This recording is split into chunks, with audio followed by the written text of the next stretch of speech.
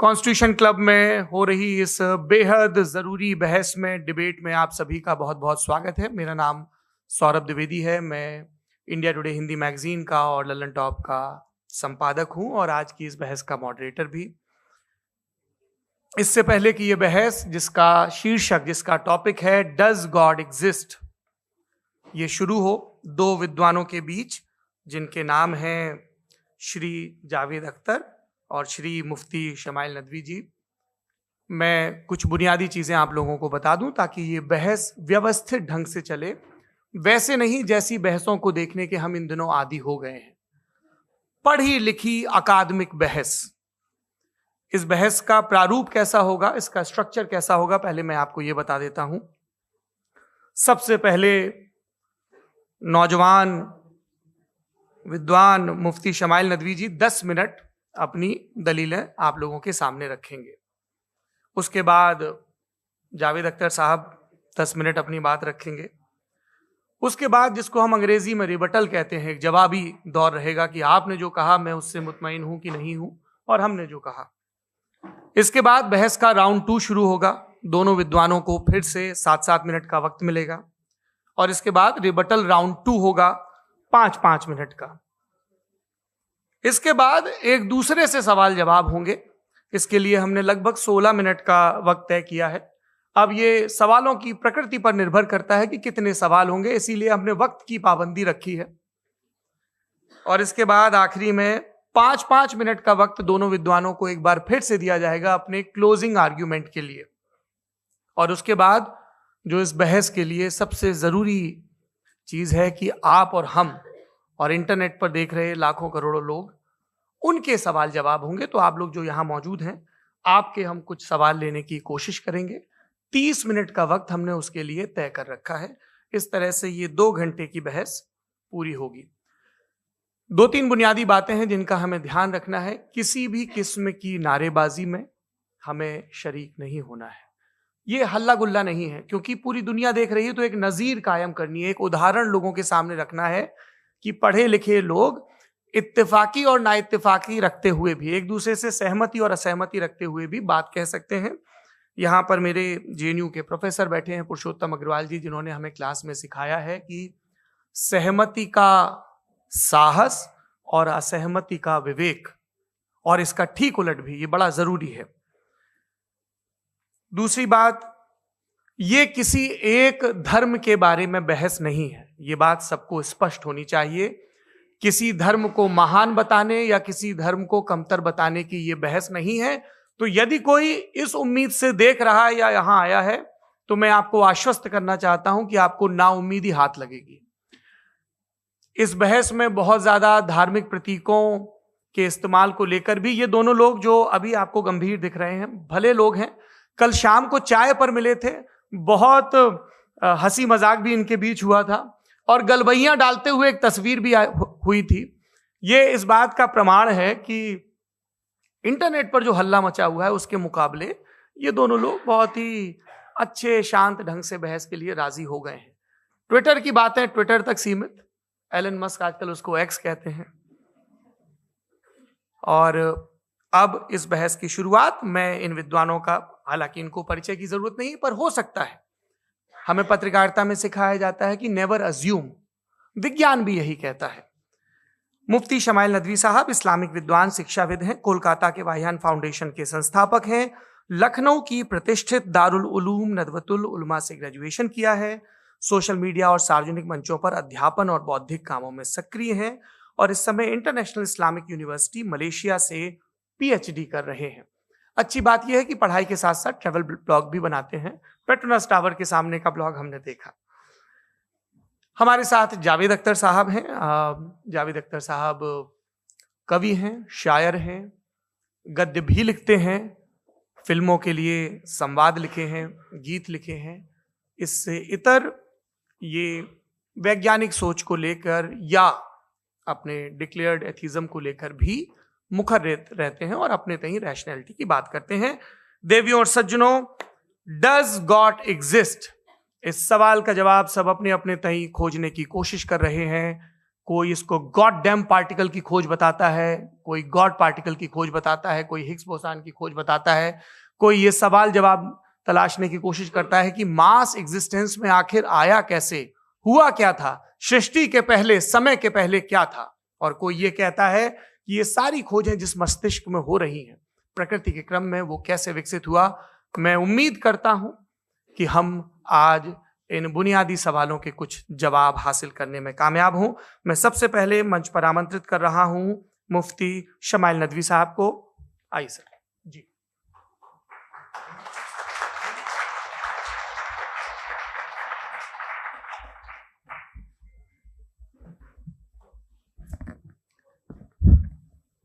एक आपकी गुजारिश, आप बोलना शुरू करें। आप लोग प्लीज अपने फोन लाइट मोड पे या साइलेंट मोड पे एक बार चेक कर लें, कई बार बेध्यानी हो जाती है।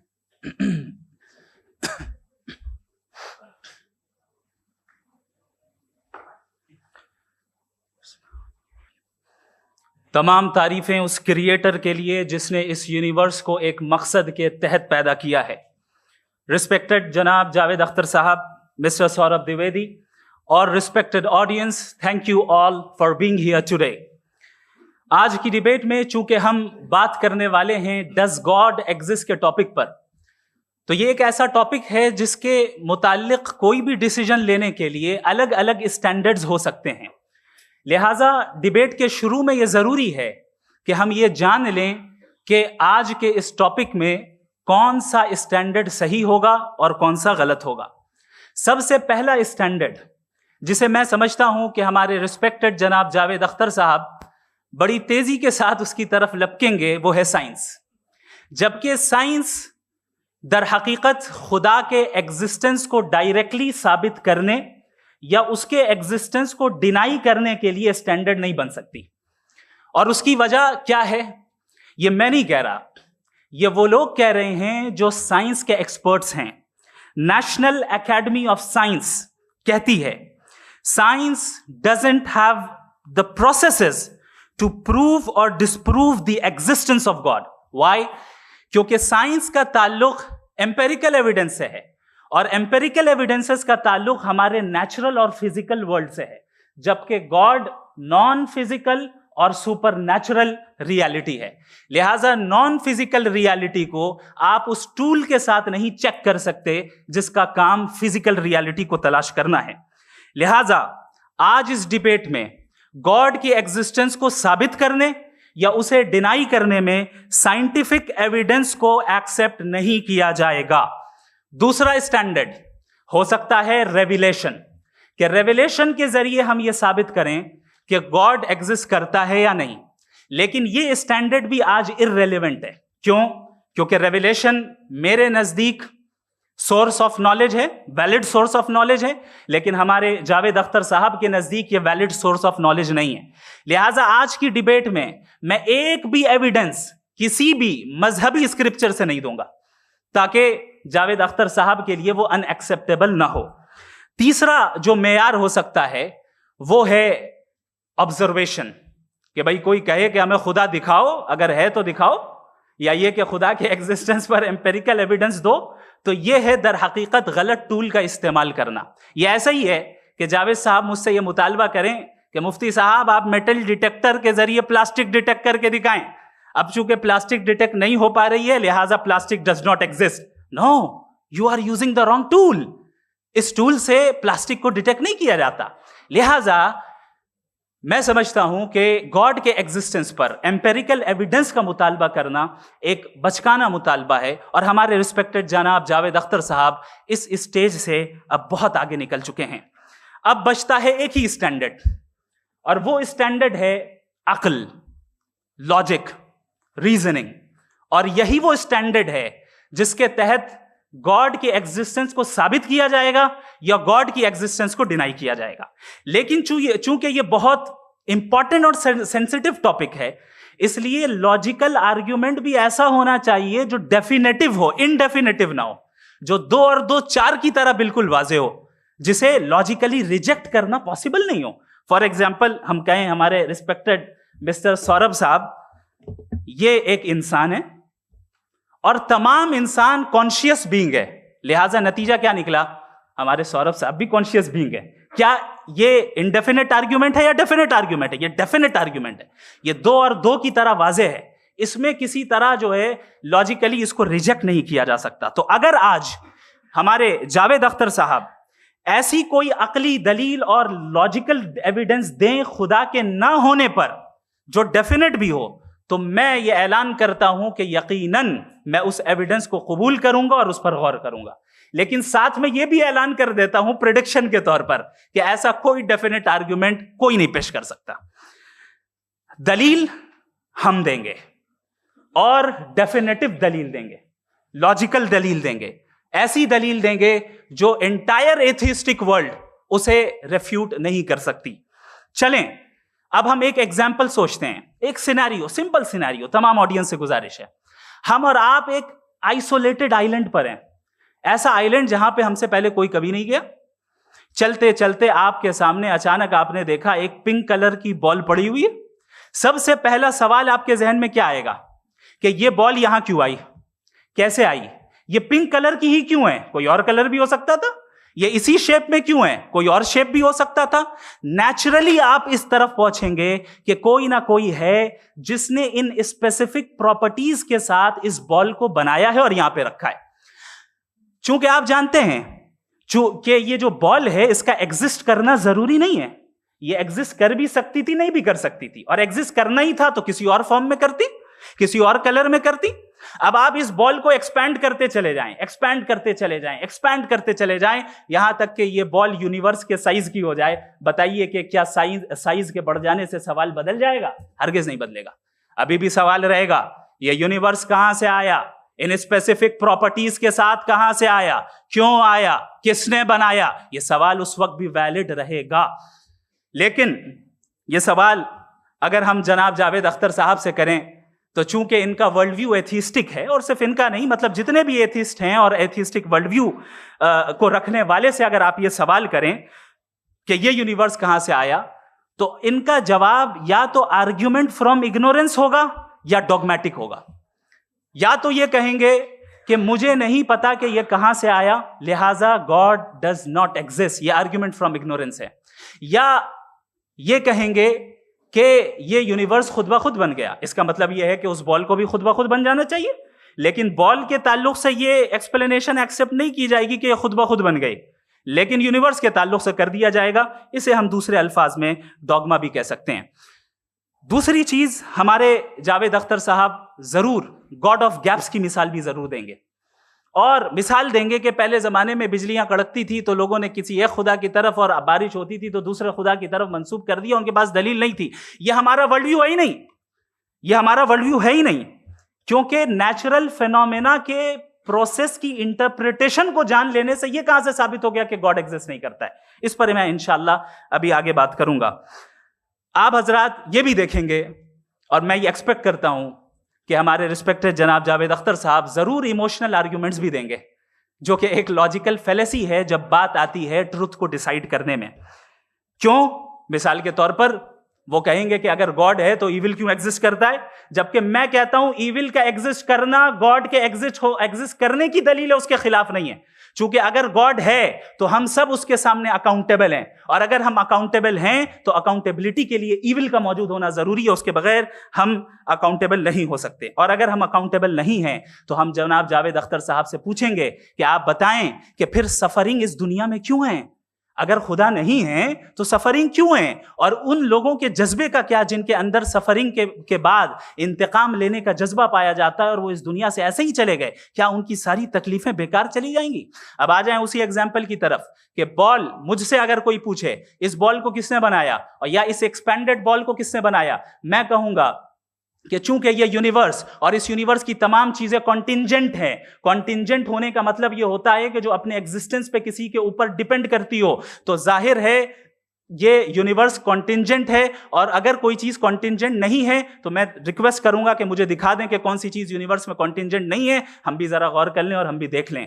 और जब कॉन्टिंजेंट चीजें मौजूद हैं तो फिलोसोफर्स की इस्तिलाह के मुताबिक, हम उस टर्मिनोलॉजी के मुताबिक, हम उस जगह तक पहुंचते हैं और उस हस्ती तक पहुंचते हैं जिसे नेसेसरी बीइंग कहा जाता है, कि ये वो नेसेसरी बीइंग है जिसका मौजूद ना होना नामुमकिन हो। क्योंकि अगर ये मौजूद ना हो तो सारी चीजें एग्जिस्टेंस में आएंगी ही नहीं, और ये सारी कॉन्टिंजेंट चीजें उसी के ऊपर डिपेंड करती हैं। अब अगर आप ये सवाल करते हैं कि फिर उस हस्ती को किसने बनाया, फिर उसका कॉज क्या है, फिर उसका कॉज क्या है, फिर उसका कॉज क्या है, और एंडलेसली चले जाएं, इसे हम कहते हैं इन्फिनिट रीग्रेस ऑफ कॉजेस, जो कि लॉजिकल फैलेसी है।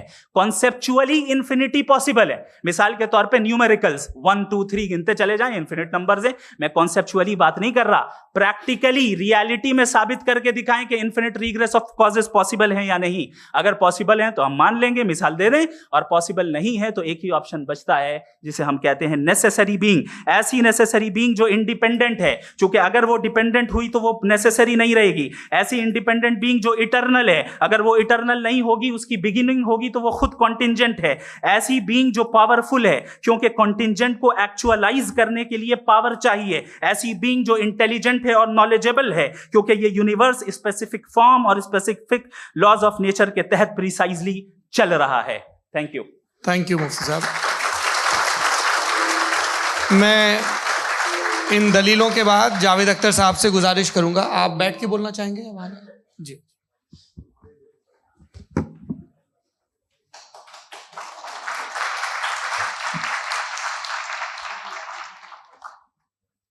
पहले तो मैं मुफ्ती साहब को एक अच्छी खबर देना चाहूँगा कि मेरी नॉलेज साइंस के बारे में बड़ी मामूली है, तो आप फिक्र ना करें उसकी, लेकिन कुछ कॉमन सेंस है मुझ में।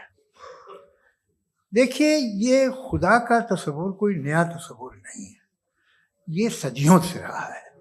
ये कुछ रिलीजन 3000 साल पुराने होंगे, 4000 साल पुराने होंगे, लेकिन इंसान कोई 10,000 12,000 साल से एग्जिस्ट करता है होमो सेपियन की शक्ल में, और हमेशा कुछ ना कुछ मजहब रहे। ये मजहब जाहिलों के नहीं थे, ये मजहब एक ऐसी ग्रीक सोसाइटी के थे जहाँ बड़े बड़े फिलोसफर पैदा हुए। ये मजहब इजिप्शियंस के थे जिन्होंने पिरामिड्स बनाए थे। ये रोमन्स के थे कि जिनका आर्किटेक्चर और सेनेट यानी पहली बुनियाद डेमोक्रेसी की, लिमिटेड थी मगर डेमोक्रेसी थी, ये उन लोगों ने किए थे। तो इनका जो जुपिटर था, रा था, ज़्यूस था, उन्हें उस पर इतना ही एतमाद था जितना आज किसी मजहबी आदमी को अपने खुदा पे होगा। क्रिश्चियनिटी आने से पहले यूरोप में एक मजहब था, जर्मेनिक रिलीजन। उसका एक खुदा था, उसकी एक बीवी थी, उसके 2 बेटे थे, एक बेटी थी। फिर जर्मनी में जब यूरोप में क्रिश्चियनिटी आई तो वो खुदा, उसकी बीवी और पूरे ख़ानदान चला गया। तो हमने, अगर हम हिस्ट्री देखें तो खुदा जो है वो ज़्यादातर फ़ानी है, वो हमेशा रहे नहीं। और वो जो लोग इन्हें मानते थे उनको आप कहें वो तो जाहिल थे, उन्हें तो कुछ पता ही नहीं था, ऐसा नहीं है। वो अपने वक्त में बड़े काबिल लोग थे और अपने वक्त में उन्होंने बड़े बड़े काम किए हैं, फिलोसफर्स थे, साइंटिस्ट थे। लेकिन उनका मजहब कहाँ गया, उनके खुदा कहाँ गए? आज जो खुदा हैं दुनिया में लोग उन्हें मानते हैं। आपको क्या मालूम कि कितने बरसों के बाद क्या होने वाला है? हम यूरोप में देखते हैं तो चर्च खाली हैं। तो वक्त के साथ चीज़ें बदलती हैं। जहाँ तक इसका ताल्लुक है मजहबों का, हर मजहब आपसे एक चीज़ मांगता है, फेथ। ये फेथ क्या चीज़ होती है? What is the difference between faith and belief? ये तो बहुत ही अहमकाना बात होगी कि कोई आदमी कहे साहब अगर खुदा है तो मुझे दिखाइए। ये तो जाहिलाना बात हुई। मैंने तो नॉर्थ पोल नहीं देखा है, मगर मैं मानता हूँ कि नॉर्थ पोल है। मैं क्यों मानता हूँ? इसलिए कि अगर ये दुनिया राउंड है तो उसका कोई टॉप होगा। कुछ लोग हैं जो वहाँ गए भी हैं, कॉमन सेंस कहता है कि ऐसा होगा, सबूत है, गवाह है, रीज़न है। तो ये मेरा फेथ नहीं है। तो फेथ में और बिलीफ में डिफरेंस क्या है? जो मजहब मांगता है आपसे, हर मजहब फेथ मांगता है। फेथ का मतलब ये है कि ना कोई गवाह हो, ना कोई सबूत हो, ना कोई रैशनल हो, ना कोई लॉजिक हो, ना कोई प्रूफ हो, मगर तुम एक बात को मानो। ये है फेथ। वरना बिलीफ होता। अगर इसमें कुछ भी सबूत होते, गवाह होते, तो फिर इसे आप बिलीफ कहते हैं। जैसे मेरा बिलीफ है कि नॉर्थ पोल है, मेरा फेथ थोड़ी है। फेथ इन तमाम शर्तों को रद्द करता है। तो फिर स्टुपिडिटी क्या है? अगर मैं एक बात ऐसी मानूं जिसकी ना कोई लॉजिक है, ना कोई रैशनल है, ना कोई प्रूफ है, ना कोई गवाह है, ना कोई सबूत है, और मैं उसे मानूं, तो ये स्टुपिडिटी हुई। इसे ही भाई कल को मैं यकीन कर लूं कि एलॉन मस्क जो है मेरा भाई है, तो मुझे इंतहाई खुशी होगी, सुकून भी बहुत मिलेगा मुझे। लेकिन और कहे भाई क्यों मानते हो, क्या सबूत है भाई, वो तो अमेरिकन है और तुम तो इंडियन हो, वो तो नस्ल अलग है, तुम्हें कभी मिले भी नहीं। साहब देखिए मेरा फेथ है, इस पे बात ना किया। फेथ का मतलब ही यह है कि आप प्रूव नहीं कर सकते। अगर आप प्रूव कर सकते हो तो फेथ की जरूरत ही नहीं, फिर तो आप बात करेंगे, आप कितनी बहस कर लीजिए। अल्टीमेटली दुनिया का हर मजहब फेथ पे टिका है, और फेथ का मतलब है एक ऐसा यकीन जिसका कोई सबूत, कोई गवाह, कोई रैशनल नहीं। अब आप ये कहें, क्या आप ये क्यों कह रहे हैं कि साहब ये कायनात किसने बनाई? कमाल ये है कि आपने बताया कि एक आइलैंड पे गए और एक बॉल देखी। आपने ये नहीं कहा कि आइलैंड किसने बनाया, आपको सिर्फ बॉल पे हैरत हुई। हमने आइलैंड पे हमने हैरत नहीं की, होते हैं आइलैंड। इसी तरह ये आइलैंड है, सितारे, ये गैलेक्सीज, ये सब आइलैंड हैं, खला में। हम उन्हें टेकन फॉर ग्रांटेड लेते हैं, हम पूछते नहीं किसने बनाए। आपने जजीरे के बारे में भी नहीं पूछा है। मेरी पैदाइश कैसे हुई? क्या मैं प्लान्ड पैदा हुआ था? I was plan to be born, या एक लकी स्पर्म था जो किसी एग से चिपक गया? मेरी पैदाइश रैंडम। और इंसाफ जिसे आप कहते हैं, इंसाफ का तो नेचर से कोई वास्ता ही नहीं। जो आप कहते हैं कि एक दिन इंसाफ मिलेगा, इंसाफ is a human concept, nature में कोई इंसाफ नहीं। अगर शेर हिरन को खा जाता है तो उसे कोई सजा नहीं मिलती। अगर एक आंधी आती है और हरे भरे पेड़ों को उखाड़ के फेंक देती है तो आंधियों की जेल नहीं होती है। नेचर में इंसाफ नहीं, इसलिए मुझे नेचर को इंसाफ की जरूरत भी नहीं। नेचर तमाम एक है। अब हम कहें कि साहब ये देखिए जो मैंने खाना खाया था, ये मेरी आंख तो नहीं यूं कर दिया उसे, तो इसे सजा मिलनी नहीं, वो सिस्टम है, ऐसे ही चल रहा है। नेचर बगैर इंसाफ के है। इंसाफ इज अ ह्यूमन कॉन्सेप्ट। तो जो आपसे कहता है कि मैं तुम्हें इंसाफ दूंगा, वो इंसानी जहन की पैदावार है। ये नेचुरल है ही नहीं, ये आसमानी है ही नहीं। नेचर का तसव्वुर, इंसाफ का तसव्वुर। भाई आप साथ मिलते हैं, अब आप लेफ्ट हैंड ड्राइव करते हैं, ये क्या है? तमाम सच, तमाम नेकी, तमाम शराफत लेफ्ट हैंड ड्राइव है। वरना क्या होगा, या तो आप क्रॉस कर देंगे, आपका एक्सीडेंट हो जाएगा, या आप किसी को मार देंगे, या ट्रैफिक जैम हो जाएगा। झूठ, बेईमानी, रिश्वतखोरी, ये तमाम जो है driving on the wrong side, इसके ऊपर कुछ नहीं। ये तो हमने बनाया, जैसे हमने लेफ्ट हैंड ड्राइव बनाई है। ये कॉन्सेप्ट ऑफ इंसाफ जो है ये हमारा है, इसका नेचर से कोई वास्ता नहीं। शेर खा जाता है हिरन को, उसे जेल होती है क्या? कुछ भी नहीं, है ही नहीं। तो ये जो दुनिया के रिलीजन प्रॉमिस करते हैं आपसे इंसाफ, इसी से मालूम होता है कि ये मैन मेड है। ये तसव्वुर कहीं और का है ही नहीं। जो नेचर है, कुछ लोग कहते हैं नेचर ही खुदा है, तो नेचर में तो इंसाफ नहीं कहीं। और आप वादा कर रहे हैं कि तुम्हें मरने के बाद इंसाफ मिलेगा। मुझे अगर मिलेगा तो मैं बहुत खुश होऊंगा, लेकिन मैं यकीन नहीं कर पाता हूं, इसलिए कि मैं फेथ नहीं पैदा कर सकता। The very fact that religion demand faith, इसका मतलब है कि उनके पास जस्टिफिकेशन नहीं है। अच्छा था, फिर रिलीजन अगर मॉडरेशन में है, कोई सा भी नहीं, वो आप में कुछ खूबियां भी पैदा करता होगा। देखिए उससे ये फायदा है, वो फायदा है। अल्कोहल जो है वो ज़्यादातर दवाओं में यूज़ होती है। और एक सर्वे किया गया था अमेरिका में कि लॉन्जेटिविटी किन लोगों की है, तो एक तरफ वो लोग थे जो शराब पीते ही नहीं थे और एक तरफ वो थे जो एक बोतल शराब रोज पीते थे। सबसे ज़्यादा लंबी उम्र उनकी है जो 2 पैक नाप के शराब पीते हैं और खाना खाते हैं। मगर हम शराब को बुरा समझते हैं, मैं भी बुरा समझता हूँ। क्यों? ऐसा होता नहीं। कुछ चीज़ों में आदत होती है कि वो बढ़ती है। आज तक में एक आदमी दूध पीता है, आप 10 साल बाद भी मिलेंगे तो एक ही गिलास पीता होगा। ऐसा नहीं होता, सुबह से दूध पीता रहता है। मिल्कोहलिक मैंने नहीं देखे, अल्कोहलिक होते हैं। ये टेंडेंसी है मजहब की कि वो बढ़ता है, जैसे कैंसर बढ़ता है, जैसे शराब बढ़ती है। कुछ लोग होंगे जो उसे सही तरह से यूज करते। मुझे यकीन है कि हमारे मुफ्ती साहब भी उनमें से एक हैं। इनसे बहुत खुशी हुई मुझे इनसे मिलकर। लेकिन कितने लोग हैं कि आज आप देखते हैं दुनिया में जो तबाहियां हैं, इनमें कितना हाथ है उन लोगों का जो बिलीवर कहते था मजहब ये नहीं कहता, ना कहता होगा, मगर जब ये मजहब पीते हैं तो ऐसे बिहेव करते हैं। थोड़ा सा अगर हो तो शायद बहुत अच्छी बात, लेकिन शराब थोड़ी सी नहीं रहती, उसमें टेंडेंसी है पहले।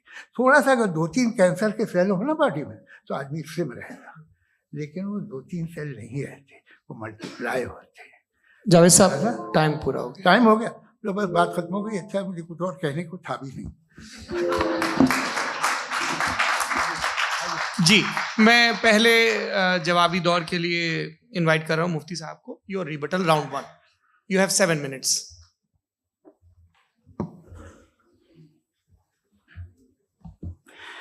Thank you very much Javed साहब। आपकी बात को सुनकर बड़े महजूज हुए हम लोग। महजूज, do you understand? We enjoyed. Okay, अब थोड़ा सा लॉजिकली उसको हम लोग दरअसल हम लोगों ने कल गुजारिश की थी मुफ्ती साहब से भी, जावेद साहब से भी, कि हिंदुस्तानी जबान आम फहम सबको समझ में आ जाए और जहां कहीं आप मुश्किल शब्द इस्तेमाल करें वहां बताते भी चलें। Thank you. तो सबसे पहले हमारे रिस्पेक्टेड जावेद साहब ने हवाला दिया कि खुदा फानी है। कितने मजहब आगे चले गए, किसी ने जुपिटर को खुदा माना, किसी ने किसी को माना। मैं कहता हूं जिसने कॉन्टिंजेंट चीज को खुदा माना, गलत माना, वो खुदा ही नहीं, वो खुदा ही नहीं है। हम तो नेसेसरी बीइंग को साबित करने बैठे हैं, वो नेसेसरी कॉज जो इटरनल है, जो अबदी भी है और अजली भी है। हम किसी और को साबित करने नहीं बैठे। दूसरी चीज उन्होंने कहा कि फेथ एंड बिलीफ, ये एक ऐसी डेफिनेशन है फेथ की जो इन्होंने पहली मर्तबा पेश की है, या माफ कीजिएगा, इन्होंने पहली मर्तबा पेश नहीं की है, रिचर्ड डॉकिंस ने पहली मर्तबा पेश की है। मुझे मालूम है ये सोर्स कहां से है। एपिस्टेमोलॉजिकली फेथ और बिलीफ का फर्क आप इस तरह नहीं कर सकते सर। फेथ सही भी होता है, गलत भी होता है। बिलीफ सही भी होता है, गलत भी होता है। जो लॉजिक, रीजन और एविडेंस से बैक्ड होगा वो फेथ सही होगा। और आप जिस फेथ की बात कर रहे हैं कि इलॉजिकल है और उसके पीछे नहीं है, तो we are on the same page. हम नहीं मानते उस फेथ को। जो फेथ ऐसा हो जिसके पीछे कोई लॉजिक ना हो, एविडेंस ना हो, हम नहीं मानते। हम तो उस फेथ के कायल हैं जिसके पीछे लॉजिक हो और एविडेंस हो। तो बिलीफ सही भी होता है, गलत भी होता है, फेथ भी सही होता है और गलत भी होता है। तो आज फेथ और बिलीफ के डिफरेंस पे बात नहीं हो रही। आज आप चाहे फेथ एक्सेप्ट कर लें या बिलीफ एक्सेप्ट कर लें, आज ये बात होगी कि ट्रूथ क्या है। चाहे ट्रू बिलीफ सही है या ट्रू फेथ सही है, और फॉल्स फेथ क्या है और फॉल्स बिलीफ क्या है, बात इस पे हो रही। दूसरी चीज इन्होंने पूछा, स्टुपिडिटी फिर क्या है? अगर फेथ रिलीजन स्टुपिडिटी नहीं है तो और क्या है? चूंकि फेथ का मुतालबा करते हैं तो स्टुपिडिटी क्या है? मैं कहता हूं स्टुपिडिटी एथिज्म है। उसकी वजह यह है कि आप एक सड़क पे जा रहे हो और आप किसी गार्डन में जाएं और देखें वहां लिखा है फूलों के साथ, I love Javed Akhtar, and I really do, I love you sir. So जब आप वहां पर पहुंचे तो वहां पहुंचकर अब ये बताएं, क्या आप ये कहेंगे wow what a natural selection? ये क्या नेचुरल सिलेक्शन है? नहीं, ये प्रिसाइजली डिजाइंड है, इसके पीछे डिजाइनर है। लिहाजा अगर कोई एक ऐसी कॉमन सेंस की बात को कबूल नहीं कर रहा है कि यूनिवर्स जो इतने प्रिसाइजली काम कर रहा है, हम कह दें कि खुद ब खुद बन गई, मैं समझता हूं इससे बड़ी स्टुपिडिटी और कुछ नहीं है। ये इरैशनल चीज है। फिर हमारे सर ने कहा कि आपने बॉल पे फोकस किया, आइलैंड पे फोकस नहीं किया। अरे आइलैंड को किसने बनाया, यही समझाने के लिए तो बॉल की मिसाल दे रहा हूं। और बॉल भी कॉन्टिंजेंट है, आइलैंड भी कॉन्टिंजेंट है, दोनों नेसेसरी बीइंग का मुतालबा करते हैं।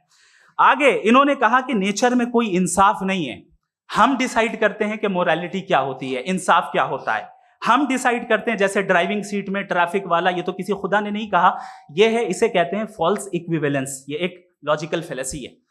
आपने जो है मिसाल दी ड्राइविंग की और ट्रैफिक की, ये सब्जेक्टिव मोरालिटी है। आप सब्जेक्टिव मोरालिटी को मिसाल बनाकर ऑब्जेक्टिव मोरालिटी के ऊपर नहीं थोप सकते। इंसाफ की ऑब्जेक्टिव मोरालिटी। अगर आप ये कहते हैं कि नेचर में इंसाफ नहीं है, तो इंसाफ का न होना ये नेचुरल हुआ, तो फिर नेचर को नेचर रहने दे, क्यों हम इतना स्ट्राइव कर रहे हैं दुनिया में इंसाफ लाने के लिए? ये तो इलॉजिकल बात है, इरैशनल बात है। इसलिए बहुत सी चीजें ऐसी हैं जो ऑब्जेक्टिवली जो है इविल या गुड हैं, और बहुत सी चीजें ऐसी हैं जो सब्जेक्टिवली हैं। सब्जेक्टिवली जो मोरल होता है या इमोरल होता है, उसको हम सोशल कंसेंसस से या पर्सनल प्रेफरेंस से डिसाइड करते हैं। लेकिन जो ऑब्जेक्टिव मोरालिटी है, जिसमें इंसाफ आया, जो इन्होंने बार बार रिपीट किया, ये ऑब्जेक्टिव है, सब्जेक्टिव नहीं है। अगर आप कहते हैं ये सब्जेक्टिव है, तो मेरा सवाल आपसे ये है, क्या सोशल कंसेंसस के जरिए अगर जुल्म को सही करार दे दिया जाएगा तो आप जुल्म को जस्टिफाई करेंगे? दूसरी चीज इन्होंने ये कहा कि 2 पैक शराब पी लें तो वो उतने पे नहीं रहता, बढ़ जाता है। यही मामला मजहब के साथ है, 2 पैक आप पी लें बढ़ेगा। तो ये एक ऐसी मिसाल है, इसको कहीं भी फिट कर लें कि आप एथिज्म पे जब फिट करें, जब आप 2 पैक एथिज्म का लेंगे ना, तो वो बढ़ बढ़ के नॉर्थ कोरिया बनेगा। Thank you.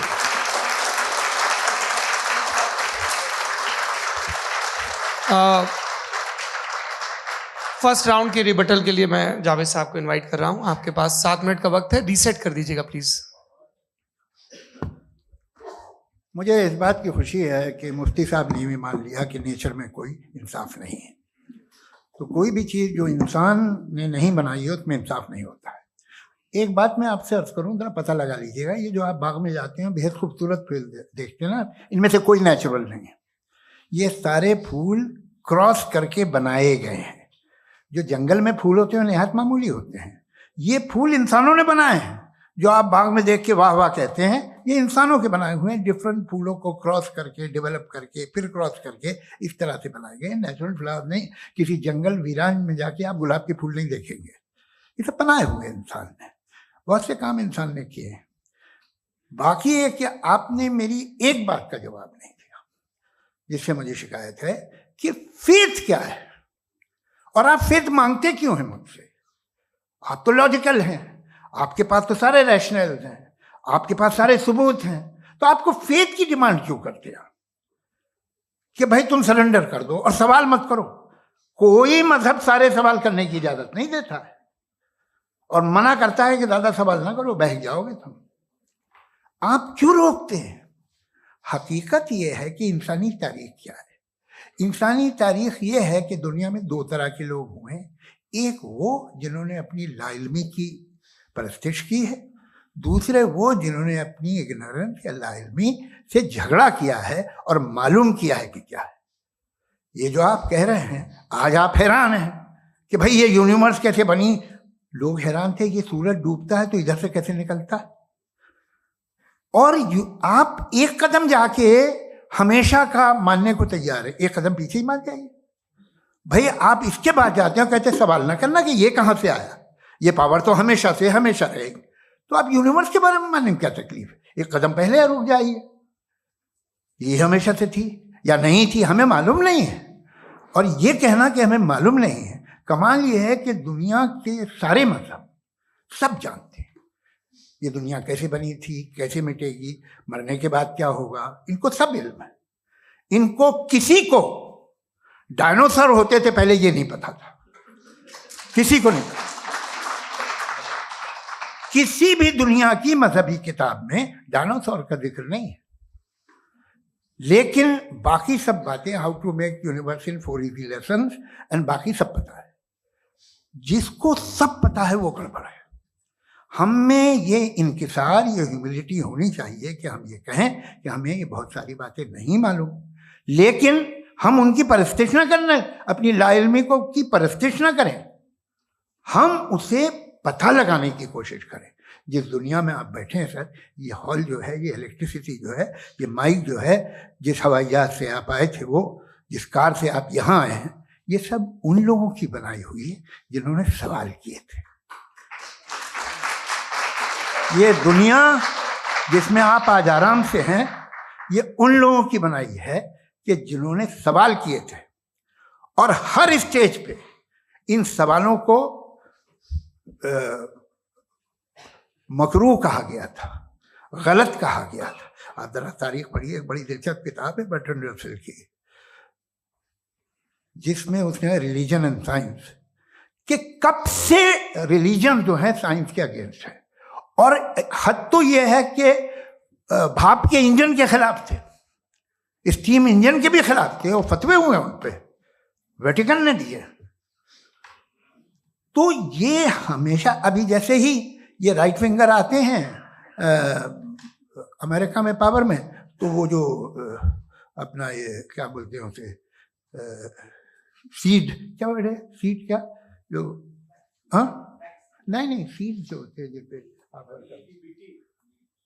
जी, नहीं भाई, वो जो ह्यूमन बॉडी के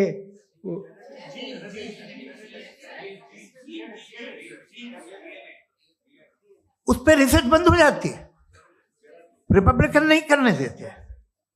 अरे भाई इतना डर क्या है तुम्हें? एक जमाने में बहुत नाराज थे ये सारे मजहबी लोग कि ये इंसान तो इंसान बनाने की कोशिश कर रहा है। आपको क्या तकलीफ भाई, बना ले तो बना लेने दो, ये खौफ क्या है? और ये सब आज जो आप कह रहे हैं नामुमकिन है, ये कैसे हुआ? मुझे एक किस्सा याद आता है।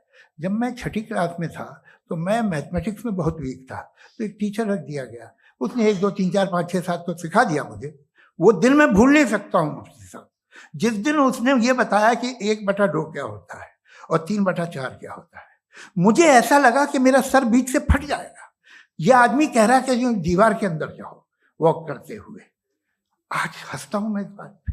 तो आज जो बातें आपके जहन से बिल्कुल परे हैं और आप हैरान होते हो उन्हें देख के, एक वक्त आएगा कि मामूली लगेंगी। और हुआ है, आपकी इंसानी तारीख ही है। इतनी जल्दी सारे फैसले आप मत कर लीजिए, थोड़ा ये ह्यूमिलिटी रखिए कि भाई ये हमें नहीं मालूम। ये कहने में क्या आ रहा है? ये यूनिवर्स कहाँ तक फैली, ये कब से है और कब तक रहेगी, हमें नहीं मालूम। आपने फैसला कर लिया कब बनी। ये आपके हिसाब से कोई 14 बिलियन ईयर बनी जो समझा जाता है। उससे पहले हजारों करोड़ों अरबों साल तक खुदा बैठा क्या कर रहा था? खामोश बैठा था, ऐसी जमाइयाँ ले रहा था। फिर उसे आइडिया है, यार एक काम करते, वक्त अच्छा गुजर जाएगा, यूनिवर्स बनाते। सोचिए, वो तो हमेशा से है ना, मगर यूनिवर्स हमेशा से नहीं है, ये तो बनाई गई है। और उससे पहले क्या था, इनका क्या काम था? कैसी बात है, ये बड़ा आसान है। जो बात हमें आज धीरे धीरे पता चली है, बरसों 2000 और 2500 साल पहले आपको किसी ने बता दिया कि क्या था, आप मान गए, और तब से वही मान रहे हैं जो 2500 साल पहले कहा गया था। सब कुछ बदल गया है, सॉल्व हो रही हैं चीजें।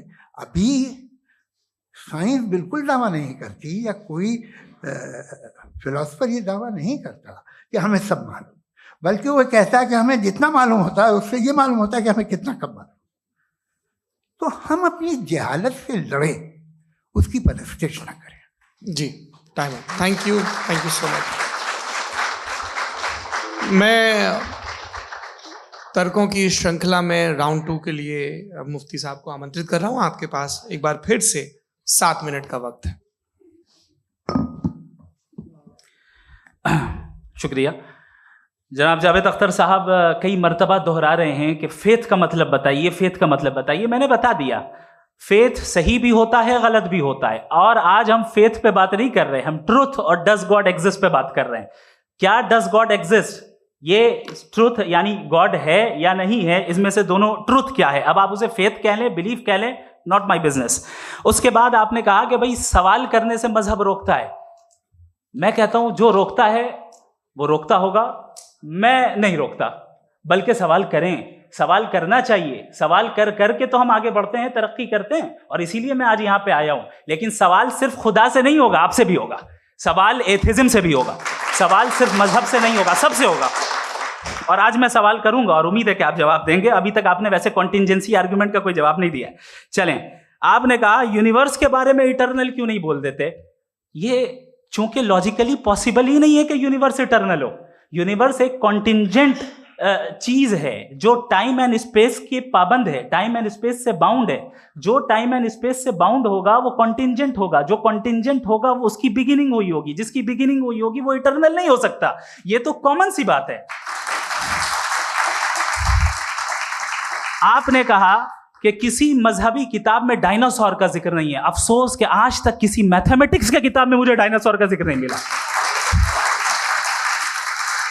तो इसका मतलब मैथमेटिक्स की किताब बेकार है? नहीं, उसका वो टॉपिक नहीं है। रेवलेशन का और मजहबी किताबों का टॉपिक ये नहीं है कि आपको आके बताए साइकिल कैसे बनाते हैं, या आकर ये बताएं कि जो है डायनासोर कब था। वो तो मोरालिटी सिखाने आया है, गॉड के बारे में बताने आया, नॉन फिजिकल रियलिटी की हकीकत को सिखाने के लिए आया। रिलीजियन साइंस को रोकता है? नहीं रोकता। अगर रोकता है तो गलत करता है। रिलीजियन साइंटिज्म को रोकता है, जिसमें हमारे जावेद साहब मुब्तला हैं। साइंस और साइंटिज्म में फर्क है। साइंटिज्म यह है कि आप समझें कि साइंस और साइंटिफिक मेथोडोलॉजी ये नॉलेज को हासिल करने का वाहिद सोर्स ऑफ नॉलेज है। यह है साइंटिज्म। हम इसे रिजेक्ट करते हैं। हम साइंस को तो तरक्की करते हैं। भाई आप हमारी पूरी तारीख कर लें, पढ़ लें तो आपको पता चल जाएगा। बहरहाल ये अलग टॉपिक है। उसके बाद इन्होंने एक लफ्ज कहा, वेटिकन ने फतवा दिया। वेटिकन का फतवे से कोई ताल्लुक नहीं है, दोनों कॉन्ट्राडिक्टरी अल्फाज हैं। उसके बाद उन्होंने कहा कि भाई हमें नहीं मालूम। अगर नहीं मालूम तो क्लियरली कह देना कि नहीं मालूम है, इसमें क्या हर्ज है। तो वही तो मैं कह रहा हूं ना कि आप कह दें कि नहीं मालूम, लेकिन क्लेम क्यों कर रहे हैं कि गॉड एग्जिस्ट नहीं कर रहा है। आप कह दें नहीं मालूम है, हो सकता है हो सकता ना हो, लेकिन आप क्लेम कर रहे हैं। The moment you say God does not exist, this is a claim, and now the burden of proof is upon you too, जैसे हमारे ऊपर है।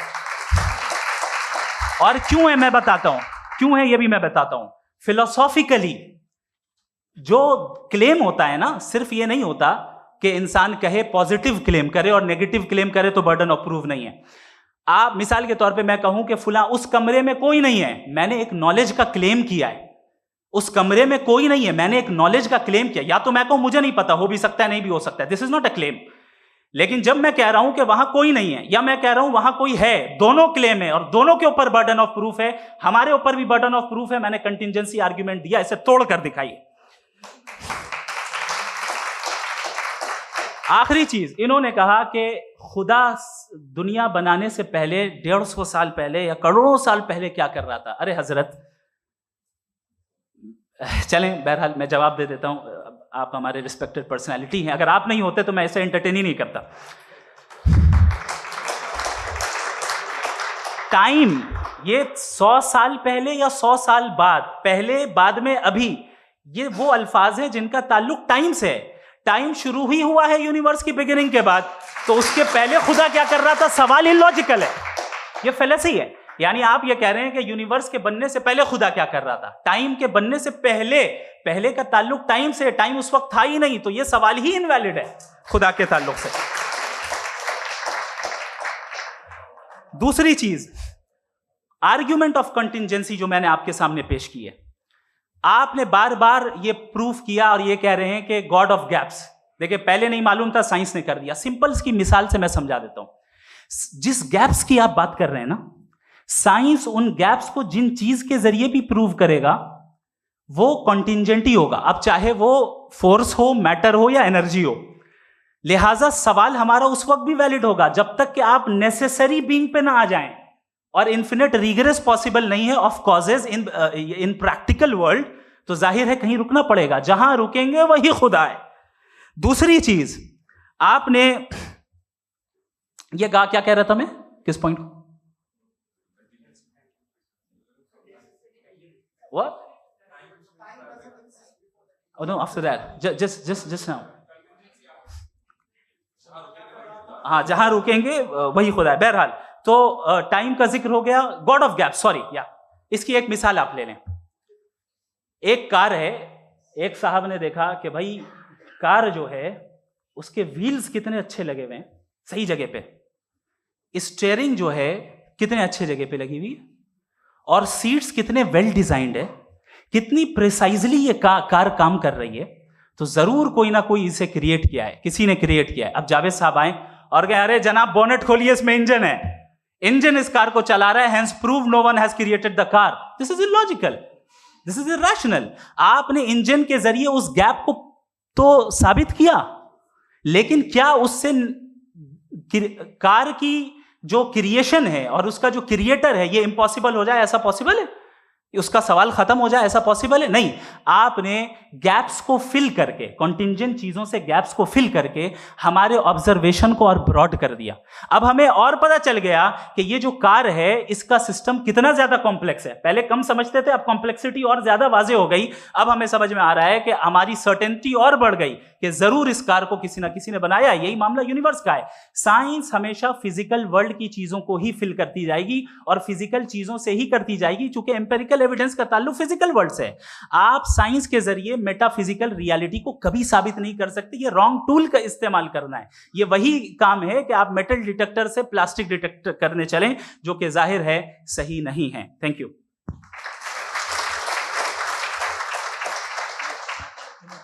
जी, ये आर्ग्यूमेंट का राउंड 2 है। हाँ। 7 मिनट है। पहले तो मैं आपसे अर्ज करूं कि आपने कहा कि जब कायनात ही नहीं थी तो वक्त भी नहीं था, कुछ भी नहीं था।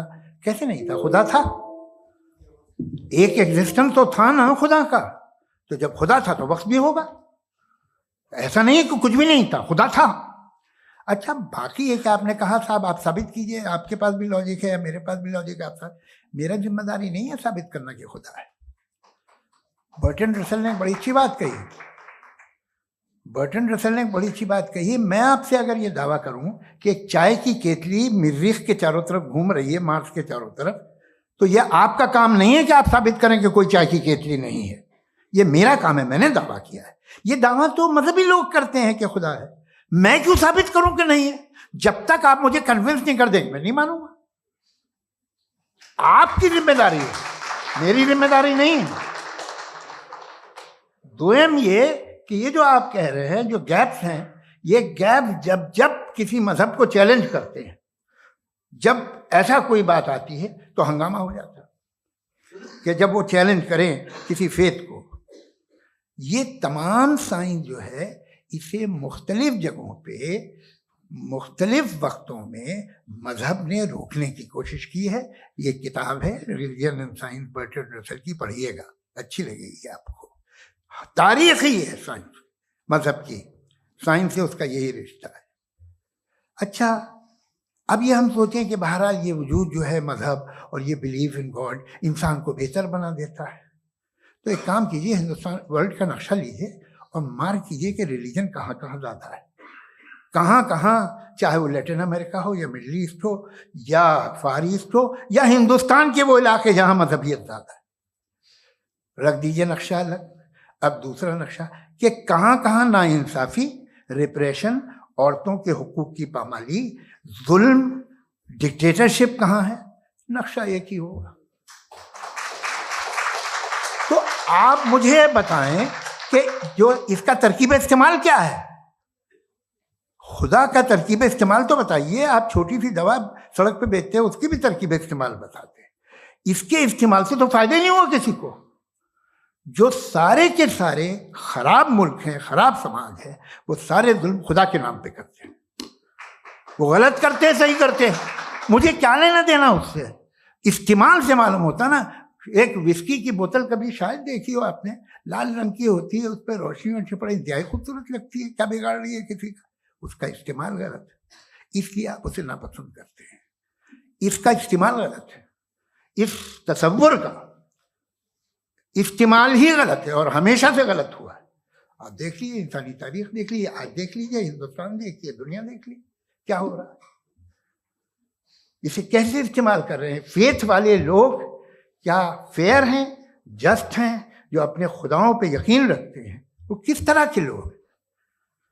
वो लोगों को इंसाफ देते हैं, वो बेहतर इंसान बने। तो इस दवा का फ़ायदा क्या है? चलो बहुत फ़ायदा हो रहा तो मैं इस्तेमाल कर लूँगा। मुझे तो इस दवा का कोई फ़ायदा दिखता ही नहीं। मुझे तो ऐसा लगता, मैं एक और बात बताऊं, अगर कोई आदमी मजहबी है और अच्छा आदमी है तो मैं उसकी बहुत इज्जत करता हूँ, इसलिए कि मेरा ख्याल है मजहबी आदमी का अच्छा होना मुझसे अच्छा होने से ज़्यादा मुश्किल है। भाई हर चीज की एक लिमिट है। आप इतना भाग सकते हैं, इतना नहीं भाग सकते, इतना वजन उठा सकते, इतना नहीं उठा सकते, इतना दूर देख सकते हैं, इतना दूर नहीं देख सकते। उसी तरह कॉमन सेंस कहता है कि आप में नेकी का भी एक कोटा होगा। अब आप अगर सुबह जाते हैं अपनी इबादत गाह और इबादत करते हैं, तो बाहर निकलते हैं तो आप तो यही महसूस करते हैं कि आपने एक बहुत अच्छा काम किया, आपकी नेकी का एक बहुत बड़ा कोटा खर्च हो गया जिससे किसी का कोई फायदा नहीं। मैं तो नहीं जाता हूँ तो मुझे तो किसी को खाना खिलाना पड़ेगा, किसी बेवा की मदद करनी पड़ेगी। मैं अपना कोटा कैसे कंज्यूम करूँ? आप अपना कोटा, सारे मजहबी लोग इंतहाई यूजलेस कामों में यूज करते हैं। उसके बाद भी अगर आप में बच्ची है थोड़ी सी शराफत, तो भाई वाह क्या बात।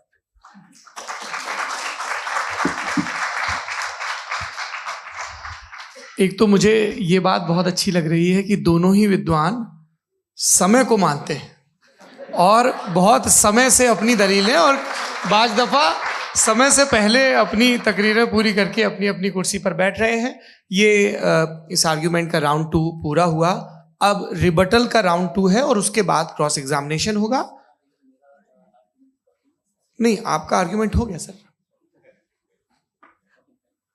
हमारे यहाँ स्कूल के सिलेबस में पंच परमेश्वर कहानी पढ़ाई जाती है, प्रेमचंद जी की लिखी हुई। आप निश्चिंत रहिए, आपके कोई राउंड में मिस नहीं होने दूंगा। रिबटल का राउंड 2 मुफ्ती शमाइल नदवी साहब।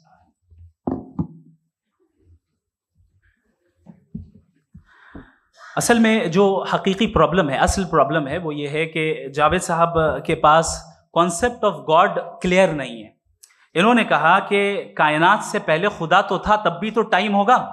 ये टाइम कायनात का हिस्सा है। हम खुदा, उस खुदा को मानते हैं, नेसेसरी बीइंग का टाइमलेस होना जरूरी है, चूंकि वो टाइम का क्रिएटर है। जब उसने टाइम को क्रिएट किया तो वो खुद टाइम पे कैसे होगा? उसने जब स्पेस को क्रिएट किया तो खुद स्पेस में कैसे होगा? अगर वो टाइम एंड स्पेस को पहले से ही उसका पाबंद है तो फिर किस चीज को उसने क्रिएट किया? लिहाजा ये सवाल गलत है कि खुदा था तो टाइम होगा। बिल्कुल नहीं, टाइम के पाबंद हम है, खुदा नहीं है। हम फिजिकल वर्ल्ड से ताल्लुक रखते हैं, वो मेटाफिजिकल रियलिटी है।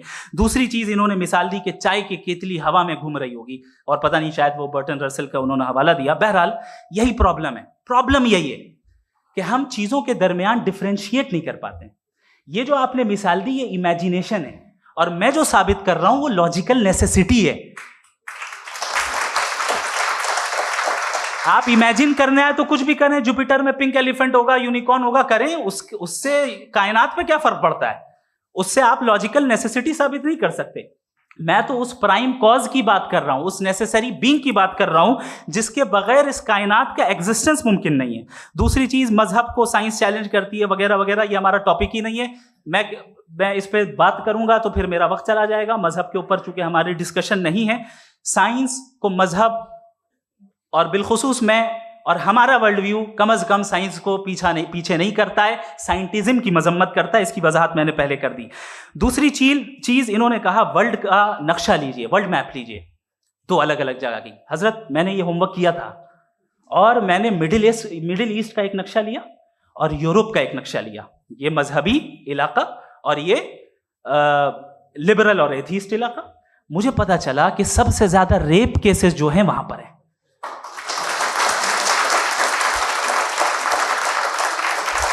मुझे ये पता चला यूएन की रिपोर्ट के मुताबिक, मैं ये अपने घर से नहीं लेके आ रहा, कि जो वर्किंग वुमेन है यूरोपियन कंट्रीज में, उसमें 81% वुमेन सेक्सुअल हैरेसमेंट का वर्क में शुमार हो रही है। ये मिडिल ईस्ट में नहीं हो रहा है, वो मजहबी लोग हैं इसलिए नहीं हो रहा है।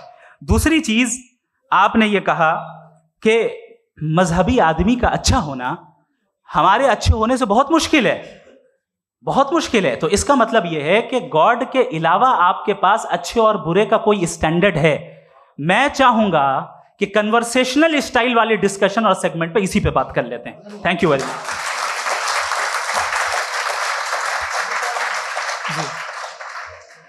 ये रिबटल का राउंड 2 है। आपके पास 5 मिनट का वक्त है और इसके बाद क्रॉस एग्जामिनेशन शुरू करेंगे। आप चाहे तो जो इन्होंने सवाल पूछे उनके जवाब आप रिबटल में भी दे सकते हैं। जी जी, देखिए पहले तो ये बात कि ये मिसाल गलत नहीं है, गलत है।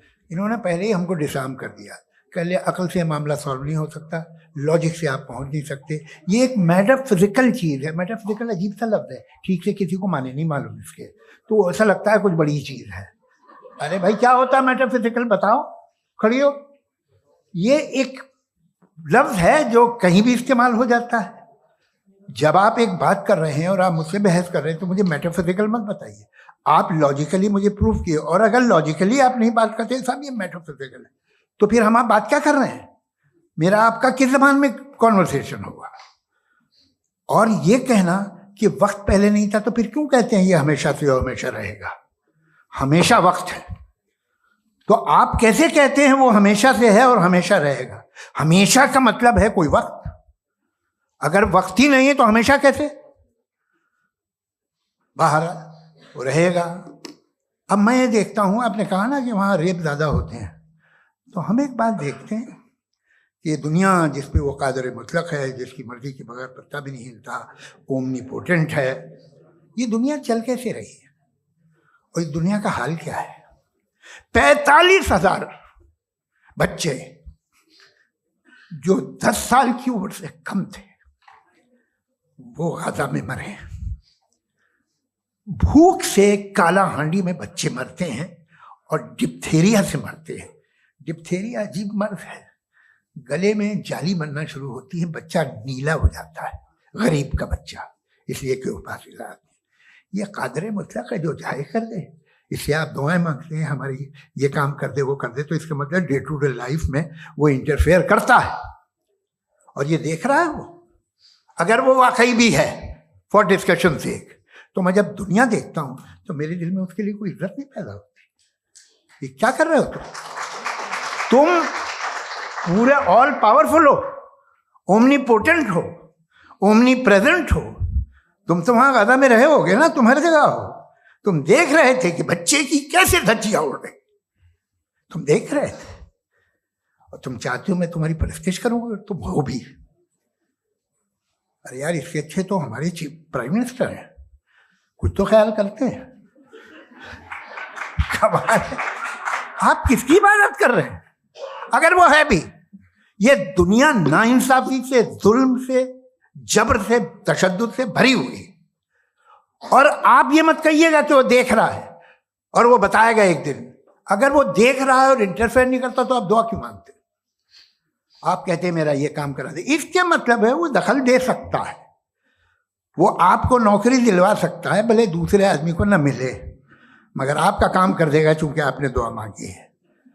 तो जब वो आपको नौकरी दिला सकता है, लड़की की शादी कर सकता है, बेटे को ग्रीन कार्ड दिलवा सकता है, तो कम से कम ये जो मर रहे हैं बच्चे, इनको रोक दे, कुछ तो कर। मुझे तो दुनिया में, इस दुनिया का कोई मालिक है, इसका ओमनीपोटेंट कोई रूलर है, और ये दुनिया ऐसी चल रही है। मैं तो चाहूंगा कि भाई ना हो, अगर हो तो बड़ी शर्मिंदगी की बात है। शुक्रिया।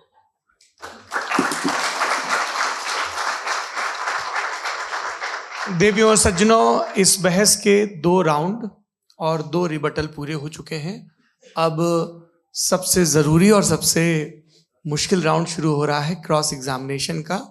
अब इन विद्वानों की सज्जनता की एक परख भी होगी और वक्त हमने 16 मिनट का तय किया है। पहला सवाल आप पूछना चाहेंगे? जी बिल्कुल। पहले बोले भी आप माइक ले लीजिएगा हाथ में, नीचे से। जी मैं बोलता हूँ, ये डायस हटा सकते हैं क्या हम थोड़ा क्विकली?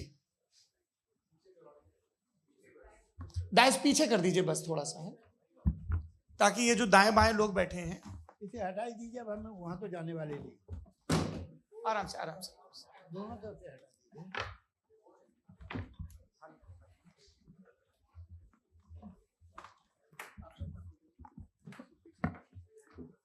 इस बीच आप लोग भी अपने अपने सवाल तैयार कर लें।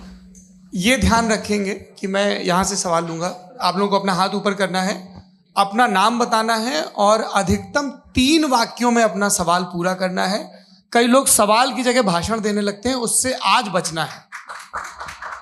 जी मुफ्ती साहब, पहला सवाल आपका, 16 मिनट है, हम दोनों लोगों के सवाल लेंगे। जी जी बहुत शुक्रिया। आपकी जो अभी बात हुई बहुत अहम थी, मैं इसको चाहूँगा कि आगे डिस्कस करूँ, लेकिन चूँकि अभी ये वो सेगमेंट है क्रॉस एग्जामिनेशन, तो सबसे पहला सवाल आपसे ये है कि जो मैं इतनी देर से कॉन्टिंजेंसी आर्ग्यूमेंट आपको बता रहा था, ये अकल से ही बता रहा था हजरत, आप ये बताएं कि आप इन्फिनिट रिग्रेस ऑफ कॉजेस को पॉसिबल मानते हैं या नेसेसरी बीइंग के एग्जिस्टेंस को सही समझते हैं, क्योंकि दो ही ऑप्शन हो सकता है, आप ये बताएं। देखिए, आपको मैं ईमानदारी से बात करूं, एक तो मैं कॉन्टिजेंसी वर्ड ठीक से समझता हूं, और इस वक्त भी जो आपने अंग्रेजी के अल्फाज इस्तेमाल किए वो ज़रा थोड़े से मुझे डिफिकल्ट और कॉम्प्लिकेटेड लगे, तो आप ज़रा सिंपल जबान में सवाल कर सकते हैं। बिल्कुल कर सकता हूं जी। यूनिवर्स की हर चीज कॉन्टिंजेंट होने का मतलब यह है कि वो अपने एग्जिस्टेंस में किसी के ऊपर डिपेंडेंट है। जो भी चीज डिपेंडेंट होगी वो चीज इंडिपेंडेंट नहीं हो सकती, तो उसका कोई ना कोई कॉज होगा। तो अब आप क्या समझते हैं कि ये इन्फिनिट रिग्रेस है, यानी कॉज पर कॉज, कॉज पर कॉज, कॉज पर कॉज, और कभी कोई यानी ये एंडलेसली चलता रहा? क्योंकि अगर ऐसा होगा तो हम तो एग्जिस्टेंस में आते ही नहीं, लॉजिकली ये मुत्तफक अलैह चीज है, मुत्तफक अलैह अग्रीड अपॉन। इस पे हमने एग्री किया था कि मुश्किल शब्द आएगा तो अर्थ बताना पड़ेगा। तो इन्फिनिट रिग्रेस तो पॉसिबल नहीं है, तो कहीं ना कहीं आपको रुकना पड़ेगा ऐसे नेसेसरी बीइंग पर। नहीं, कोई जरूरत नहीं रुकने की। किसने कहा आप रुकना पड़ेगा? आप रुकते हैं खुदा पे, आप नहीं रुकते। आप कहते हैं वो हमेशा से, जब उस वक्त से जब वक्त नहीं था। आप कहाँ रुकते हैं कि अब हुआ था वो? आप नहीं कहते। हम क्यों नहीं मान सकते कि यूनिवर्स जो है और बल्कि मल्टीवर्सेस जो है वो हमेशा से हैं, वो बनती है, बिगड़ती है। एक हमारे यहाँ एक चीज़ है ब्लैक होल, वो समेट लेता है वापस, फिर ब्लास्ट होता है, फिर फैल जाता है। और इसमें हमारी तो खैर कोई औकात ही नहीं है इंसान की। एक छोटे से जर्रे पे हम 50-60 साल की उम्र रखते हैं, जो करोड़ों अरबों साल की कायनात है उसमें, और पैदा भी नहायत ही बेहुदा वजह से हुए थे। तो इसमें ये सोचना कि इसकी वजूहात और ये क्यों है, ये डिपेंडेंट है, ये हम देख रहे हैं। क्या मालूम, आप सोचिए कि ये जो फैल रही है कायनात, ये कहाँ फैल रही है, ये कहाँ जा रही है, और ये फैल क्यों रही है? अरे बना ली थी तुमने, रुको भैया, हाँ काफ़ी है। ये फैल क्यों रही है? ये और कौन सी कायनात जिसे मैं दूरबीन से देखता हूँ तो 2 बिलियन लाइट ईयर पे है, उससे मेरा कोई वास्ता ही नहीं है। 2 बिलियन ईयर यानी अगर मैं 80,000 माइल्स पर सेकेंड से चलूं तो 20 करोड़ साल में वहां पहुंच जाऊंगा। इसकी जरूरत क्या थी? ये दुनिया, ये कायनात तो इंसान अशरफुल मखलूकात के लिए बनाई गई ना। तो ये सब ये टर्म समझ में नहीं आया, इसमें कोई खास समझने वाली बात थी भी नहीं। ये जो अल्टीमेट कहा यह जाता है कि ये जो पूरी यूनिवर्स है, ये जो दुनिया है, ये इंसान के लिए बनाई गई। अच्छा, ये सब इंसान के लिए। क्यों साहब, सही है ना?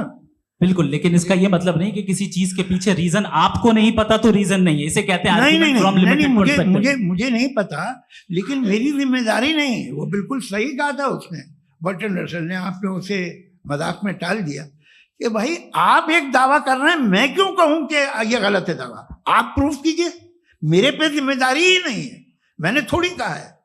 आप प्रूफ कीजिए कि ये सही है। आप आर्ग्यूमेंट ऑफ कंटिंजेंसी का जवाब ही नहीं दे रहे हैं। पूछना चाहेंगे है? आप सवाल पूछना चाहेंगे मुफ्ती साहब से, क्योंकि ये क्रॉस एग्जामिनेशन का दौर है। आप जैसे पहले बोल रहे थे फेथ को लेके कुछ, मैं ये पूछना चाहूंगा कि खुदा ने जो भी रेवल्यूशन किए हैं, एक मजहब के नहीं बहुत से मजहबों में किए हैं, अलग अलग रेवल्यूशन है। कहीं कुछ एक बातें हैं, कॉन्ट्रडिक्शन भी है आपस में, कहीं कुछ आप कर सकते हैं, कहीं कुछ नहीं कर सकते। ऐसा नहीं है कि सबकी कोड ऑफ मॉरल एक है। तो ये किस्सा क्या है? अब आप ये देखिए कि मुझे कभी कभी लगता है कि जो फुटबॉल फाइनल होता है, लाखों लोग होते हैं, फिर वो टीवी कवर कर करोड़ों लोग, अगर उसमें खुदा की एक बूमिंग आवाज आ जाती, मैं गॉड हूं, तो सारे लोग अभी सुन लेते और टीवी पे भी सुन लेते, किस्सा खत्म होता। ये इतनी राजदारी क्या है कि तुम सामने कुछ तो सबूत दे दो हमें सॉलिड। ये कह रहा साहब ये यूनिवर्स कैसे बनी, इससे मसला क्या हल होगा? मैं पूछूंगा आपसे खुदा कैसे बना? क्यों नहीं पूछूंगा कैसे बना? बल्कि वो तो कायनात से कहीं ज्यादा इंटेलिजेंट है, कायनात से कहीं ज्यादा कॉम्प्लेक्स। जी वो हमेशा से है, आप कहेंगे मैं मान लूंगा। अच्छा, दोयम वो कादिर मुतलक, यानी कादिर मुतलक का मतलब ओमनीपोटेंट, वो जो चाहे कर सकता है। आपको नौकरी दिलवा सकता है, आपकी अच्छी जगह शादी करवा सकता है, आपके पड़ोसी आपका मुकदमा हरवा सकता है, आपको जिता सकता है, सब काम करता है। थोड़ा सा माइक क्लोज जी। वो इस दुनिया को चला कैसे रहा है, ये दुनिया कैसे चल रही है, आपको इस पे हैरत नहीं होती? या कयामत के बाद कभी एक जस्टिस होगा, जब ये बच्चा मर चुका होगा जिसकी धज्जियां उड़ गई बम से, इसको इंसाफ मिलेगा तब? अच्छा, अब जवाब दूं? हाँ जी। मैं वही सीधे आप ही तरफ। सबसे पहले आपने रेवलेशन और स्क्रिप्चर्स की बात की, इस पे मैं बात कर सकता हूं लेकिन आज नहीं करूंगा चूंकि वक्त कम है, कभी और इस पे डिस्कस करेंगे। मैं तैयार हूं उस पे भी बात करने के लिए। ये अभी से राउंड 2 की भूमिका तय हो रही है। डज गॉड एग्जिस्ट राउंड 2 जी। चूंकि आज गॉड के एग्जिस्टेंस पे बात है तो मैं उसी के रिलेटेड जो है आपके सवालात को एंटरटेन भी करूंगा और मैं भी पूछूंगा। आपने कहा कि आपने साबित ही नहीं किया, जबकि आर्ग्यूमेंट ऑफ कॉन्टिंजेंसी बुनियादी आर्ग्यूमेंट है। आप मुझे कॉन्टिंजेंसी का मतलब बताइए, आपका मतलब क्या कॉन्टिंजेंसी? कॉन्टिंजेंसी का मतलब यह हुआ कि हर वो वजूद जो किसी भी चीज का पाबंद है, हर वो वजूद या हर वो चीज जो अपने एग्जिस्टेंस में किसी भी चीज के पाबंद है और उससे बाउंड है, उसको उसकी जरूरत है, उस पर डिपेंड करती है, तो जाहिर सी बात है कि उसका कोई ना कोई कॉज होता है। ये तो अक्ल की बात है।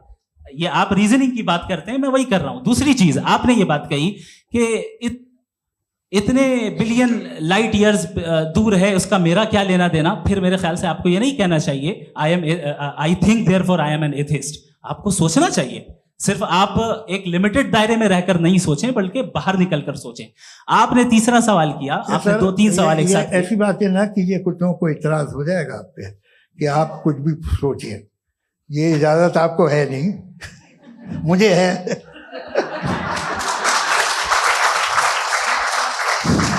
जी।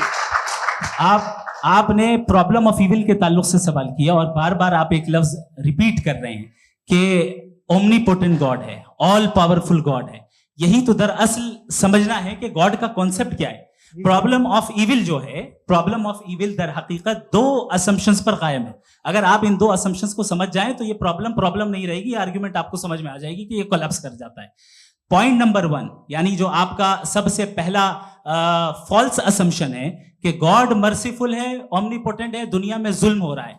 लेकिन आपको यह समझना चाहिए कि हमारे वर्ल्ड व्यू के मुताबिक गॉड सिर्फ ओमनीपोटेंट और सिर्फ मर्सीफुल नहीं है, बल्कि वो ऑल वाइज भी है और वो ऑल नोइंग भी है। उसके हर काम के पीछे हिकमत और विजडम है। ये कोई जरूरी नहीं है कि वो हिकमत और विजडम आपको समझ में आए या मुझे समझ में आए। अगर आप जो समझ रहे हैं उसके मुताबिक आप फैसला कर रहे हैं, ये लिमिटेड पर्सपेक्टिव से आर्गुमेंट है। और इस चीज को हम अपनी दुनिया में, अपने लाइफ में, डेली लाइफ में इस प्रिंसिपल को एक्सेप्ट करते हैं। हम जब किसी डॉक्टर के पास जाते हैं, डॉक्टर के पास जाकर वो अगर उसने हमें कोई दवाई दी है तो हम ये तो नहीं कहते कि जब तक आपके पास जितना नॉलेज और जितना विजडम नहीं है, आपने क्यों ये दवाई दी है, तब तक हम इस चीज को एक्सेप्ट नहीं करेंगे। नहीं कहते, हम उसकी अथॉरिटी को तस्लीम करते हैं। क्यों? क्योंकि उसकी हम जानते हैं कि वो नॉलेजेबल है, वो विजडम वाला है, हमसे ज्यादा नॉलेज और हमसे ज्यादा विजडम है। बताएं सर। मैंने डॉक्टर में और खुदा में बड़ा लिखा से डॉक्टर पढ़ा लिखा होता है एक, तो मैं उसकी बात सुनूंगा।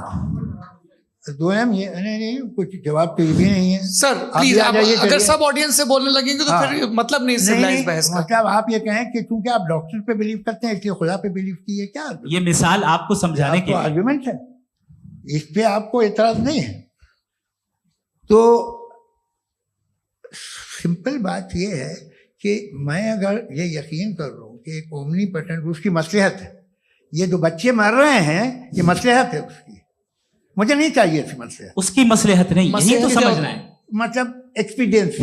अच्छा, इस आपने अभी मेरी बात पूरी सुनी नहीं। मैंने कहा आपका पूरा आर्ग्यूमेंट 2 फॉल्स असम्पशंस पर है। एक फॉल्स असम्पशन मैंने बता दिया, दूसरा फॉल्स असम्पशन ये है कि इस दुनिया में इविल के होने का कोई गुड रीजन नहीं है, जबकि हमारे पास बाज रीजंस मौजूद हैं, हमारे पास बाज वजूहात मौजूद हैं। अगर इस दुनिया में इविल ना हो तो आप गुड को डिफाइन कैसे करेंगे? अगर जुल्म ना हो आप इंसाफ को समझेंगे कैसे? अगर तारीकी ना हो तो आप लाइट को समझेंगे कैसे? बहुत अच्छे। अभी और सुन लें, अभी और बाकी है। ये तो बात बहुत पसंद आई साहब मुझे कि जब तक रेप ना हो तब तक औरतों की इज्जत का ख्याल आपने मेरा जवाब पूरा सुना ही नहीं। जब तक के बच्चों का कत्ल ना किया जाए तब तक आपको बच्चों की मासूमियत की इज्जत। आपने पूरा जवाब सुना ही। क्या बात है, क्या आपने नुक्ता निकाला? आपने पूरा जवाब सुना ही नहीं। आप सुन लें, मेरी बात सुन लें।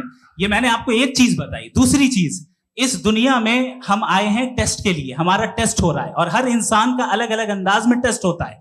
और इस दुनिया में अगर इविल मौजूद है तो वो इविल जरिया है हमारे अंदर ह्यूमन नोबल क्वालिटीज को डेवलप करने का और अलग अलग फील्ड में प्रोग्रेस करने का। और अगर हमारे अंदर और इस दुनिया में इविल नहीं होता तो बताइए टेस्ट का मतलब क्या होता? अगर मैं अपने स्टूडेंट को एमसीक्यूज दूं और उसमें सिर्फ राइट आंसर लिख कर दे दूं और कहूं तुम्हारा टेस्ट हो गया, ये मीनिंगलेस है। इस दुनिया में अगर हम टेस्ट के लिए आए हैं तो जाहिर है गुड एंड इविल दोनों मौजूद है। तो अगर गुड एंड इविल दोनों मौजूद है तो ये इविल भी खुदा का बनाया हुआ है? जी हाँ, खुदा का बनाया हुआ है। लेकिन अच्छा, चलो अच्छी बात। जी बिल्कुल, तो बिल्कुल खुदा ने बनाया। अभी तो ये है कि जो मेजॉरिटी है दुनिया में वो इविल है, तो ये खुदा एक्चुअली इविल के साइड पे लग रहा है मुझे। बिल्कुल भी नहीं, मैं बता मेजॉरिटी में तो वो है। क्या बात कर रहे हैं भाई आप? कोई भी जो मुंसिफ होगा, चाहे आपका अपना घर हो जिसके आप सबसे बड़े हैं, चाहे आपकी ऑर्गेनाइजेशन हो जो आप चलाते हैं, वहां पर आप इविल रखेंगे साबित करने को कि बाकी लोग शरीफ हैं? मेरी बात सुनिए, क्या ये आर्ग्यूमेंट ही गलत है? अगर कि जब तक के कोई इविल नहीं होगा तब तक के शरीफ आदमी शरीफ नहीं लगेगा। अगर एग्जामिनर गलत ऑप्शन दे रहा है तो एग्जामिनर इविल नहीं हो गया, जो गलत ऑप्शन को सेलेक्ट कर रहा है वो फेल होगा। क्रिएटर ने इविल को बनाया है लेकिन वो इविल नहीं है। अच्छा सुनिए मेरी बात, let me complete sir. Creator ने इविल को बनाया है टेस्ट के लिए, वो इविल नहीं है। इविल वो होगा जो उसे इख्तियार करेगा। छुरी को बनाने वाला गलत नहीं होता है, छुरी का गलत इस्तेमाल करने वाला गलत होता है। रेप को कैसे गलत इस्तेमाल करते हैं? रेप इंसान के फ्री विल का नतीजा है। ये रेप कैसे गलत इस्तेमाल होता है? ये अब सुन ले गलत इस्तेमाल होता है। हाँ मैं बता रहा हूँ ना, कैसे गलत? मैं बता रहा हूँ कि जो इविल इस दुनिया में मौजूद है उसके कई सारे तरीके हैं। एक तरीका इंसान का अपना फ्री विल है। अब अगर कोई रेपिस्ट रेप कर रहा है तो इसका गॉड का कसूर नहीं है, वो अपने फ्री विल का गलत इस्तेमाल कर रहा है, उसको सजा मिलनी चाहिए। अच्छा, और उसी के लिए जहन्नम बनाई गई है। ये फ्री विल का भी बड़ा चक्कर। आप जब कोई बुरा काम करते हैं या कोई बुराई होती है तो ये कहा जाता है कि ये फ्री विल है। 7 billion free wills are moving on this planet. 7 billion free will. और एक आदमी अपनी फ्री विल से मुझे कत्ल कर दे तो मैं खुदा की मर्जी से मरा हूं कि इसकी फ्री विल की वजह से? मेरी मौत खुदा के हाथ है या ये फ्री विल वाले के हाथ है? खुदा ने फ्री विल का निजाम बनाया है और उस निजाम का गलत इस्तेमाल करके कोई आपको मार रहा है, इस्तेमाल करके मेरा कत्ल कर देता है। अब मेरी मौत का जिम्मेदार कौन है? वो इंसान जिम्मेदार है। वो इंसान जी। तो ये कहना कि और उसको सजा मिलेगी। तो अब आप आगे चलिए कि ये तय करना कि अल्लाह ही या अल्लाह ने खुदा ही जिंदगी देता है, खुदा ही मौत देता है, ये गलत है। बिल्कुल गलत नहीं है। हाँ, नहीं, निजाम उसी ने बनाया फ्री विल का। निजाम मौत और हयात का उसी ने बनाया। You are contradicting yourself. अभी आपने कहा कि एक आदमी ने फ्री विल से आपको मार दिया, इसमें उसे फ्री विल दी गई थी, उसने गलत इस्तेमाल किया। 7 billion free wills are moving on this planet और आप चाह रहे हैं कि मैं सिर्फ खुदा का ध्यान करूं। ये 7 बिलियन फ्री विल्स को मुझे लुक आफ्टर करना पड़ेगा कि नहीं? ये तो तबाहियां कर रही हैं और तबाहियां ज्यादा हो रही हैं। बिल्कुल। तो अगर आप बताएं अगर खुदा नहीं है फॉर एग्जाम्पल, तो आप इविल को कैसे डिसाइड करेंगे? यानी how can you define evil objectively without God? देखिए, दुनिया में 2 तरह के जानवर हैं। एक जो अकेले रहते हैं जंगल में और एक जो ग्रुप्स में रहते हैं। ग्रुप में जो भी रहेगा, चाहे वो आपका फाउंडेशन हो, चाहे कोई क्लब हो, चाहे कोई पॉलिटिकल पार्टी हो, चाहे कोई यूनिट हो, उसमें आपको इंटरैक्ट करने के रूल बनाने पड़ेंगे। यानी लोग तय करेंगे। लोग तय करेंगे। अगर लोगों ने ये तय किया कि किसी का रेप करना सही है, आप जस्टिफाई करेंगे? आपका फाउंडेशन तो ये हो गया ना कि लोग ही विल डिसाइड करेंगे। नहीं। अरे दुनिया में ऐसे ग्रुप्स हैं जो रेप को जायज मानते हैं सर्टेन हालात में। मैं डिटेल में नहीं जानूंगा, आप भी जानते हैं। ये जो आईसिस वाले थे जिन्होंने क्या किया था, तो उन्होंने क्या किया उसका खुदा से कोई ताल्लुक नहीं है सर। मैंने सिंपल सवाल किया कि इविल को आप डिफाइन करते कैसे हैं? आइए वापस आइए जी। आप साथ में तभी रह सकते हैं जब कुछ आप ऐसे उसूल डेवलप करें जिसमें हर एक का बेसिक तहफ़्फ़ुज़, हर एक का बेसिक राइट हो और हर एक को कोई आराम मिले। यही तरीका है किसी भी ऑर्गेनाइजेशन जिसमें एक से ज़्यादा लोग हैं और वो ऐसे चलती है जिंदगी। उसमें अगर आप गड़बड़ करेंगे तो तबाही होगी, नुकसान होगा, बर्बादियां आएंगी। और अगर उसमें आप घर ले लीजिए ना, एक हस्बैंड है, एक वाइफ है, बच्चे हैं, वालदा भी हैं, 2 बहनें भी हैं, एक भाई भी है। अब इसमें कोई निज़ाम आपको चाहिए साथ में रहने का, और एक दूसरे पे भरोसा रहे, एक दूसरे के बहीख्वाह हों, एक दूसरे की मदद करें, ऐसी जिंदगी। सर आपकी बात आ गई, आप ये कह रहे हैं कि लोग डिसाइड करेंगे क्या सही है क्या गलत है, यही है मेजॉरिटी डिसाइड करेगी क्या सही है क्या गलत है? अरे भाई बिल्कुल। मेजॉरिटी अगर ये कहे कि नाजी जर्मनी के साथ जिस तरह मेजॉरिटी थी कि जेनोसाइड करना सही, आप जस्टिफाई करेंगे? उस वक्त आपका ये उसके बाद क्लोजिंग। हाँ, उस वक्त प्लेनेट पे जो लोग थे, हाँ। उनमें कितने लोग हिटलर को सही समझते? अच्छा, प्लेनेट की मेजॉरिटी तय करेगी, सोसाइटी की नहीं। प्लेनेट की मेजॉरिटी गॉड के एग्जिस्टेंस को सही मानती है, आप क्यों नहीं मानते?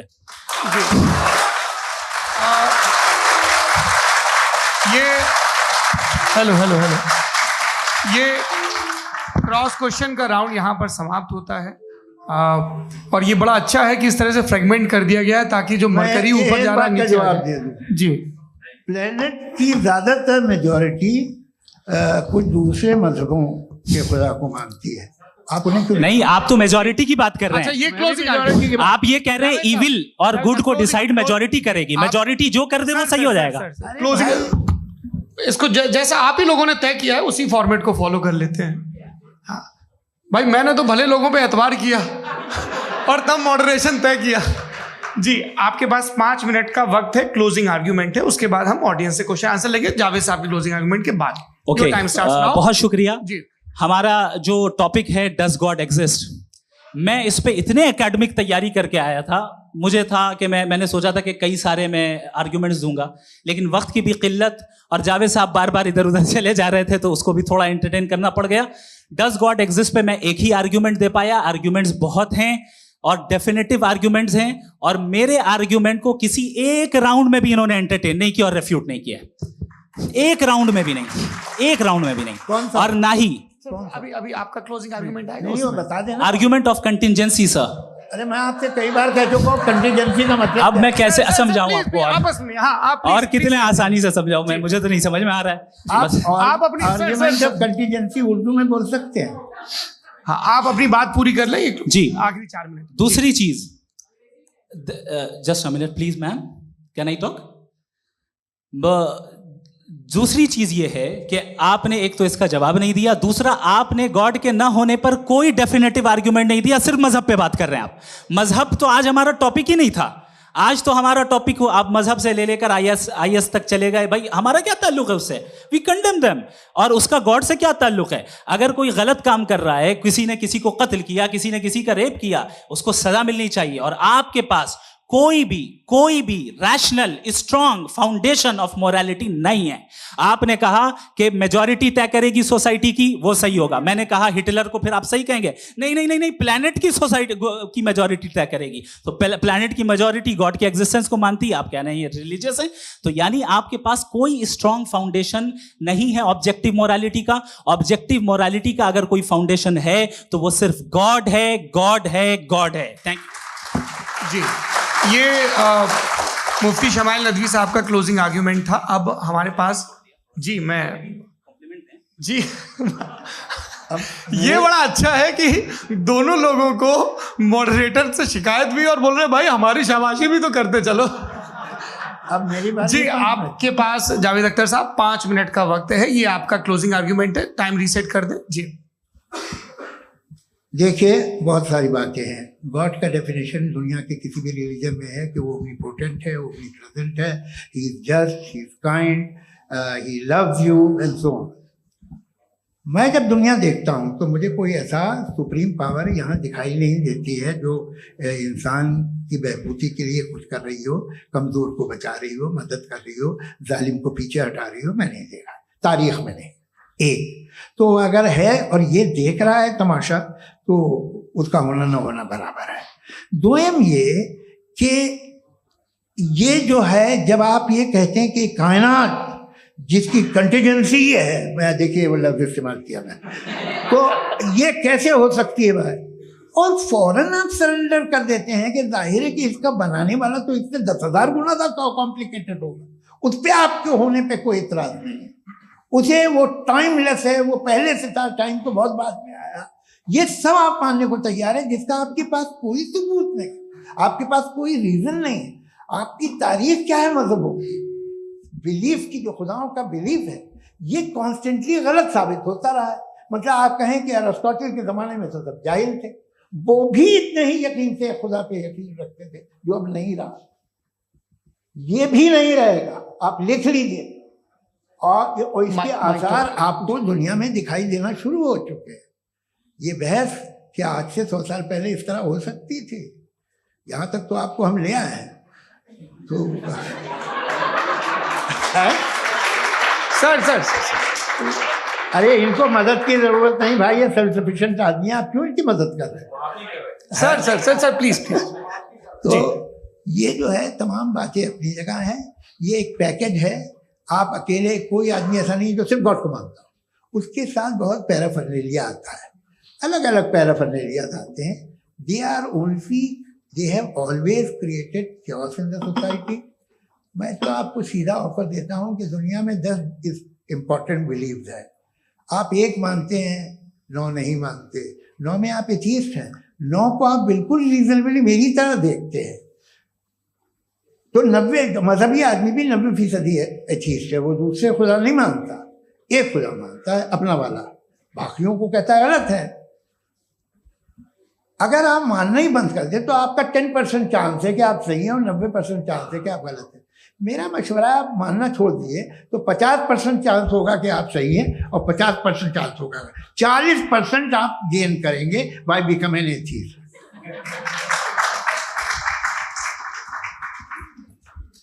ये एक फरसूदा ख्याल है, ये खत्म हो रहा है। हो सकता है मेरी ज़िंदगी में ना हो, लेकिन ये हो जाएगा। जो बातें ये इनको आप मेटाफिजिकल, ये वो ऐसे रिस्पेक्टेबल टर्म दे दिए, ये तो उन लोग के हैं जिन्हें ना फिजिक्स मालूम थी ना मेटा मालूम था, ये उन्होंने आपको दिए हैं। जी बहुत शुक्रिया आप दोनों लोगों का। और अब इस बातचीत का आखिरी राउंड शुरू होगा, डज गॉड एग्जिस्ट की ये बहस मुफ्ती शमाइल नदवी और जावेद अख्तर साहब के बीच। आप लोग अपने अपने हाथ ऊपर करेंगे, मैं यहाँ से तय करूँगा। और माइक हमारे पास है क्या? एक ही माइक है ऑडियंस के लिए? 2 माइक है, एक इस तरफ एक इस तरफ, ठीक है। तो जी सबसे पहले हमारी सहयोगी है मारिया शकील जी, पूछिए सवाल। थोड़ा सा रुकेंगे ताकि कैमरे का फ्रेम आप पर आ जाए, आपकी तो प्रैक्टिस है टीवी की। जी नदवी साहब, मैं खुदा को मानती हूँ, पहले मैं इसी प्रमाइस से शुरू कर रही हूँ और ये बता रही हूँ आपको, मैं मानती हूँ, लेकिन कुछ सवाल हैं जो जावेद साहब ने उठाया, उसका जवाब आपको देना चाहिए। पहला सवाल ये कि गजा में सालों से छोटे बच्चे मर रहे हैं, वो उनको, अगर खुदा मर्सीफुल है, हम मानते हैं कि अल्लाह ताला में बहुत ताकत है, तो वो बच्चे क्यों मर रहे हैं? दूसरी बात ये कि अगर कंटिजेंसी की जो आप बात करते हैं, पूरे मुस्लिम ममालिक मिल करके भी उन गजा के बच्चों को क्यों नहीं बचा पा रहे हैं? क्योंकि अगर वो चाहते, क्योंकि अल्लाह ताला उन पर हुकूमत करते हैं, सब पर हुकूमत करते हैं, तो वो उनको क्यों नहीं बचा? जी थैंक यू वेरी मच। बहुत अच्छा किया आपने इस चीज़ को जिक्र कर दिया, मैं इसको और अच्छे से एक्सप्लेन करने की कोशिश करता हूँ। देखें, जहाँ तक आपने कहा कि गजा के बच्चों को मारा जा रहा है, देखें 2 वर्ल्ड व्यू है, एक एथीस्टिक वर्ल्ड व्यू, एक थीस्टिक वर्ल्ड व्यू है।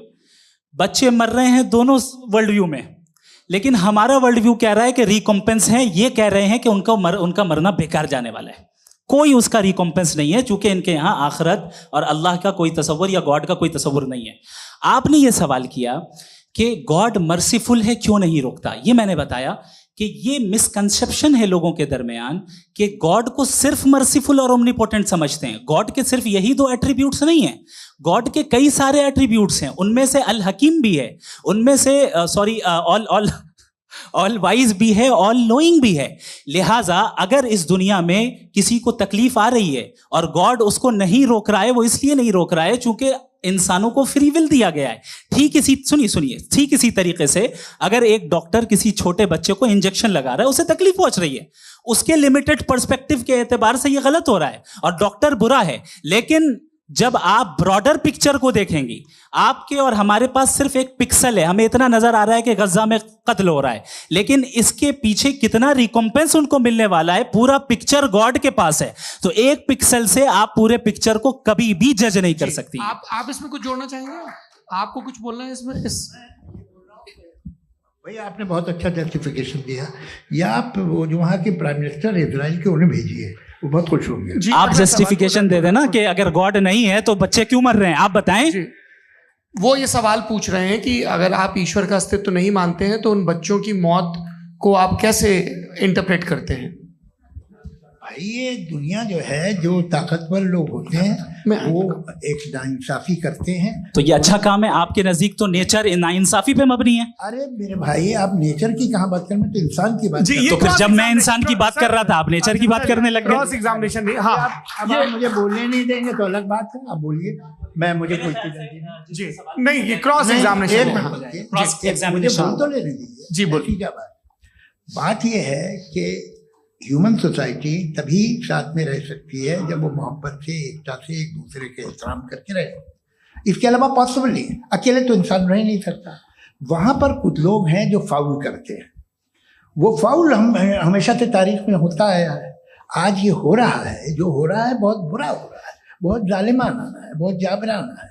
उसको आप कहें कि ये बच्चों को कॉम्पनसेशन मिल जाएगा या इसकी इंजेक्शन है, इंजेक्शन तो हेल्थ के लिए दिया जाता है। आप ये कह रहे हैं कि ये बच्चों की जो धज्जियां उड़ रही हैं ये इंजेक्शन है, ये टेस्ट है, ये टेस्ट है, और उस टेस्ट में उनको ऐसा रिकॉम्पेंस मिलेगा जो आपके तस्वुर के बाहर है। ये आप 3 बरस के बच्चे को बारूद से उड़ा के टेस्ट ले रहे हैं। वाह, वो नहीं ले रहा है, खुदा नहीं उड़ा रहा है, इजराइल उड़ा रहा है। ये तो उसको कंडेम अगला सवाल लेते हैं प्रोफेसर पुरुषोत्तम अग्रवाल।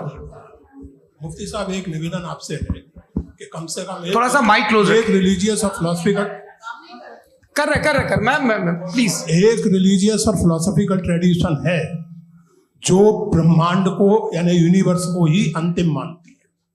सर्वम खलु इदम ब्रह्मम, this is Chandogya Upanishad, and it completely rules out the existence और नेसेसिटी, आपके शब्दों में necessity of a creator. The creation itself is the creator. तो एक मिनट प्लीज। दूसरा जो सवाल आपने अभी, जो आप बार बार कह रहे हैं कि भगवान विद्वान भी है, वाइज, सब जानने वाला, तो अगर विजडम में दुनिया भर के पापों और अत्याचारों को बर्दाश्त करना शामिल है, तो फिर इसका मतलब ये हुआ कि अगर मैं फ्री विल से उसको अपोज करता हूं तो ईश्वर की विजडम और मेरी फ्री विल में कॉन्ट्राडिक्शन है।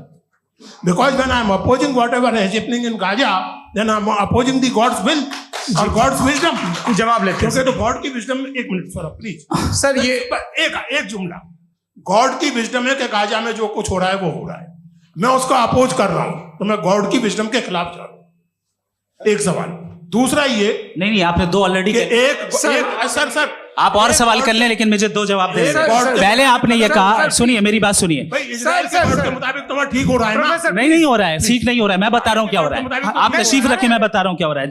Let me complete please. एक सेकंड गाइस, एक सेकंड।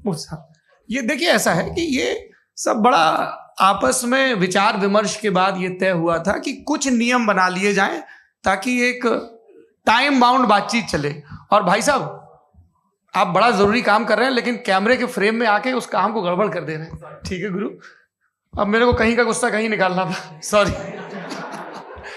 नहीं, कोई गुस्सा नहीं है जी। तो प्रोफेसर ने सवाल पूछे, आप उनके जवाब दें, और थोड़ा ये सब लोग थोड़ा ख्याल रखें भाई, सवाल संक्षिप्त रखें जी। आपने 2 सवाल किया।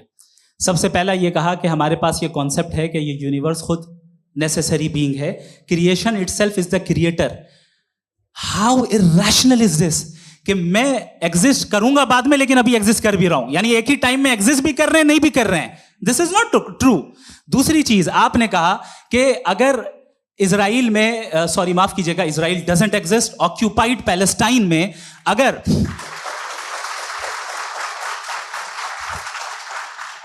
ऑक्यूपाइड पैलेस्टाइन में बच्चों को मारा जा रहा है फ्री विल की वजह से और गॉड नहीं रोक रहा, ये कॉन्ट्रडिक्शन है। ये बताइए कि एक एग्जाम में एक बच्चा गलत आंसर लिख रहा है, सुनिए, एग्जामिनर चाहे तो रोक सकता है, क्यों नहीं रोक रहा है? ये कॉन्ट्रडिक्शन है, ये कॉन्ट्रडिक्शन नहीं है। नहीं सर, ये आपस में जी ये क्या आपका सवाल? माइक पे माइक दीजिए। फ्री विल दिया गया है टेस्ट के लिए, अकाउंटेबिलिटी के लिए। अगर फ्री विल नहीं होता तो आप कहते हैं हमें रोबोट बना दिया गया। नॉट मिसरिप्रेजेंट माय पोजीशन, आपकी जो भी पोजीशन, मैं अपनी फ्री विल के नाते, अपने ह्यूमन विजडम के नाते गाजा में हो रही अत्याचार का विरोध करता हूं। बिल्कुल करना चाहिए। के हिसाब से मैं गॉड की विजडम का विरोध कर रहा हूं? बिल्कुल नहीं, समाज हो रहा है गॉड की, बिल्कुल भी नहीं, बिल्कुल भी नहीं।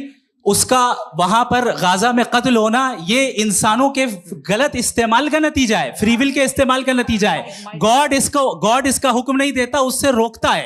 यही तो मसला है ना। आपके लिए कॉन्सेप्ट क्लियर? नहीं भाई, आपने तो बताया था इंजेक्शन लगाने से बच्चे को तकलीफ होती है, ये इंजेक्शन लगा। सर आप ऐसे रेटोरिक स्टेटमेंट दे तब तो कोई मसला नहीं समझते रहेंगे। This is a rhetoric statement, this is not a logical argument sir. I am sorry. आखिरी 30 मिनट बड़े मुश्किल होने वाले हैं। जी मुफ्ती साहब आगे बैठे हैं, इनको माइक दीजिए। हाँ तरुण, माइक आप अपने पास रखिए, आपको कैमरे का फ्रेम पता है जी। सबसे पहले दोनों को मुबारकबाद। एक सर अपना आप नाम बता दें। आप अमेरिका में शिकागो में रहते हैं, इतना मुझे याद है। बताया आप, यासिर नदीम अलवाजदी मेरा नाम है। जावेद सर आपसे क्वेश्चन है इन्फिनिट रिग्रेस के ताल्लुक से। एक हाइपोथेटिकल सिनेरियो है, मसलन अगर आप सर माइक थोड़ा सा प्लीज क्लोज रखिए जी। अगर आप शायर इसलिए हैं कि आपके कोई उस्ताद शायर थे, और वो इसलिए शायर थे कि उनके कोई उस्ताद शायर थे, और इसी तरीके से हम माजी में पीछे चलते चलते चले जाएं और कहीं ना रुके, तो माफ कीजिएगा आप कभी शायर नहीं हो सकते। लेकिन आप शायर हैं, आपका शायर एग्जिस्ट करता है, इसका मतलब ये है कि आप कहीं ना कहीं रुके हैं। तो मेरा सवाल ये है कि क्या आप इन्फिनिट रिग्रेस ऑफ कॉजेस को लॉजिकल फैलेसी मानते हैं या नहीं मानते? हाँ या ना? मैं इन्हें लॉजिकल फैलेसी नहीं मानता हूँ, लेकिन मेरा प्रॉब्लम यह है कि जब मैं नहीं मानता हूँ तो I will continue with this logic जो फैलेसी नहीं हो। आप एक जगह रुक जाते हैं जाके, आप कहते हैं ये गेंद कैसे बनी, ये जजीरा कैसे बना, ये समंदर कैसे बना, ये ज़मीन कैसे बनी, और अचानक गॉड पे जाके आपको ब्रेक लग जाता है। एक बार आप सवाल नहीं करते कि भाई इनको बनाने वाला तो इनसे भी कॉम्प्लिकेटेड होगा, वो कैसे बना, उसके बारे में आपने इत्मीनान कर लिया वो हमेशा से। तो अगर आप उसे हमेशा से मानते हैं तो फिर ये मान लीजिए कि कायनात हमेशा से, क्या तकलीफ है? हम वजूद में नहीं आते जी है? हम मौजूद नहीं। अच्छा सर क्यों नहीं होता? मैं बताऊं प्लीज। जैसे मैंने मिसाल दी आपके शेर, आपका शेर कभी वजूद में ना आता अगर शायर इसी तरह चलते रहते हमेशा। जी माइक मेरे ख्याल से एक इन्फिनिट रिग्रेस का कॉन्सेप्ट क्लियर नहीं हो पाया। सर रहने दें, लेट्स मूव ऑन। ठीक है। हाँ थोड़ा सा मॉडरेटर का भी ख्याल रखें। नहीं आपने तो रखा है, आपने रखा है। यहाँ पे गौहर रजा साहब हैं, वो भी एक सवाल पूछना चाहते हैं। माइक नीचे से ऑन कर दिए नीचे। पहले तो ये कह दूं कि मैं उन बच्चों से शर्मिंदा हूं जिनको गजा में कत्ल किया गया, क्योंकि हमारे होते हुए कत्ल किया गया। लेकिन उससे ज्यादा शर्मिंदगी इस बात से हुई कि मुझे लगा कि मुफ्ती साहब उसको जस्टिफाई कर रहे हैं। बिल्कुल भी नहीं। आप बहुत ही गलत। मुझे लगा मैं गलत हो सकता हूं। बिल्कुल गलत। मैं सवाल पूछ रहा हूं, मैं सवाल पूछ रहा हूं। मैं जावेद भाई से डिसएग्री करता हूं। एक सेकंड देखिए, अगर देखिए ऐसा एक सेकंड आप सर वेट अरे आप कुछ मेरे पहले मुझे अपनी बात कह लेने दीजिए। अगर ऑडियंस तय करेगी तो फिर मॉडरेटर का मतलब नहीं। मेरा आप सबसे ये कहना है, ये बहस दो लोगों के बीच में है, एक तरफ मुफ्ती साहब, एक तरफ जावेद साहब। पिछले 1.5 घंटे से ये लोग अपने अपने तर्क रख रहे हैं। आपकी इनसे इत्तेफाकी हो सकती है, ना इत्तेफाकी हो सकती है। मेरे उस्ताद मुझे सिखा गए हैं कि मुखामुखम में असहमति की गुंजाइश बची रहनी चाहिए। अगर मैं आपकी बहुत इज्जत करता हूं गौहर साहब, आपने जो कमाल की किताबें लिखी साइंटिफिक टेम्परामेंट, लेकिन मेरी ये गुजारिश है आप सबसे कि यदि आप इन लोगों ने जो बोला उन पर टिप्पणियां करेंगे तो ना वक्त की पाबंदी रहेगी ना वो अनुशासन। आप सवाल पूछ लें, उस सवाल में जो बात आ जाए वो आ जाए। मैं जावेद साहब से डिसएग्री करता हूं, इसलिए जावेद साहब से सवाल पूछ रहा हूं। आपका सवाल जावेद अख्तर साहब से। और सवाल ये है मेरा कि जावेद साहब ने कई बार लॉजिक का इस्तेमाल किया कि साइंस में लॉजिक है और रिलीजन में लॉजिक नहीं है। मेरा ख्याल ये है कि रिलीजन में भी लॉजिक है, लेकिन उस लॉजिक की बेसिस ये है कि आप रुक जाते हैं, जिसका जिक्र जावेद साहब ने बार बार किया। यानी खुदा के तसव्वुर पे आते हुए, गॉड के तसव्वुर पे आते हुए रुक जाते हैं। और इसमें सवाल पूछना मतलब फॉरबिडन होता है। सवाल यह है कि क्या जावेद साहब इससे अग्री करते हैं कि साइंस की लॉजिक अलग है और रिलीजन की लॉजिक अलग है? बताइए सर। देखिए, तीन चीज़ें हैं। साइंस है, एक है मंतिक है, इस्तिदलाल है, और एक जो है कुछ भी नहीं है, फेथ है, अकीदा है। मैं अकीदे की लॉजिक का कायल नहीं हूँ। मुझे आप इस्तिदलाल से, लॉजिक से, रीज़न से समझाइए, मैं मानने को तैयार हूँ, मेरा क्या नुकसान होगा। लेकिन ये कि अकीदे पे मैं नहीं जा सकता हूँ। अकीदे का मतलब है कि तुम ये मान लो, सवाल ना करो, ये नहीं। आप सारी बातें करके, बड़ी साइंटिफिक बातें करके एक जगह जाके खुदा के हुदूद पे रुक जाते हैं, सरेंडर कर देते हैं। मैं सरेंडर करने को तैयार नहीं। That's all. जी, ये आगे सर बैठे हुए हैं, इनको माइक दीजिए। भाई वो आप पूछना चाह रहे थे ना? हाँ, नहीं मैं ये थैंक यू जी। आपका नाम? आसिम इफ्तिखार। आसिम जी, पूछिए। सर, जावेद सर से सवाल है कि आपने अपने माइक थोड़ा करीब रखिए। अपने क्लोजिंग स्टेटमेंट में ये बात कही थी कि मज़हब का जो फ्यूचर है वो ज़्यादा दिन नहीं जाने वाला है, लेकिन मैं देख पा रहा हूँ कि जो ऑक्सफोर्ड यूनिवर्सिटी की एक स्टडी है 2011 में हुई है, जिसके 50 एकेडमिशियंस ने इसको अंजाम दिया था, उसमें वो ये कहते हैं कि जो फेथ इन गॉड है वो इनबिल्ट है ह्यूमन नेचर के अंदर, जिसको हम कहते हैं फितरत के अंदर शामिल है वो। और वो ये कहते हैं कि अगर कोई ये समझता है कि मज़हब को वो ख़त्म कर देगा तो ये उसकी गलत फहमी है। तो आप इसके बारे में, इस स्टडीज़ के बारे में क्या कहते हैं? ठीक है, मैं उनसे एग्री नहीं करता हूँ। वो कौन से प्रोफेसर होंगे? ऐसा उनके क्या पास डेटा है, इन्होंने डेटा के बेस होगा। डेटा क्या हो सकता है? फ्यूचर का डेटा तो नहीं हो सकता ना उनके पास, प्रेजेंट का डेटा हो सकता है। डेटा आपने सुना 100 साल पहले का बाद का डेटा? मैंने तो नहीं सुना आज तक। तो आज उनकी ये राय है और हो भी रहा है, ठीक है। दुनिया में तरह तरह की राय है लोग, लेकिन मैं समझता हूँ कि वक्त के साथ इंसान ज़्यादा से ज़्यादा रीजनेबल और लॉजिकल होता जा रहा है। आज आप देखिए वेस्टर्न यूरोप में क्या परसेंटेज है नॉन बिलीवर्स की, बहुत हाई। वहाँ चर्च खाली पड़े होते हैं। तो अल्टीमेटली तो इंसान कोई ऐसी बात बहुत अरसे तक नहीं मान सकेगा, चाहे गलत या सही, जो उसे, उसके दिमाग को, उसके जहन को, उसकी लॉजिक को अपील न करे। वो कह रहे हैं तो ऑक्सफोर्ड के होंगे तो कैम्ब्रिज के होंगे, मुझे क्या लेना देना। उनका डेटा मुस्तकबिल का नहीं हो सकता है। जी दीपक, हाँ पूछिए। मैं आऊंगा अभी, पीछे की साइड भी आऊंगा, माइक वहीं भेजूंगा 2-3 साल के लिए। जी जावेद साहब, आपसे सवाल है। नमस्ते।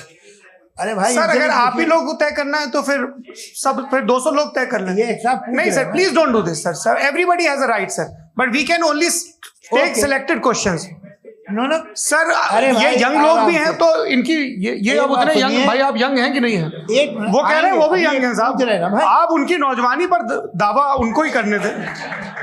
हाँ मुफ्ती साहब, आप यंग, हाँ पूछे। अरे भैया सर, मेरा सवाल ये है, कुछ इनसे भी तो पूछो। जी नहीं, बस आपसे एक सवाल है। जैसे थीस्टों के पास, अपने जो ईश्वर को मानते हैं, उनके पास अपने सोशल गेट टुगेदर्स हैं। 5 रोजा क्रिसमस आने वाला है, होली है, दिवाली है, ईद है। एथिस्ट क्या ऑफर कर रहे हैं? मतलब मैं इनकी दुकान से बोलूं, मैं आना चाहता हूं उस तरफ, पर मैं अट्रैक्ट नहीं हो पा रहा हूं। मैं सोशल गेट टुगेदर्स क्या है आपके पास?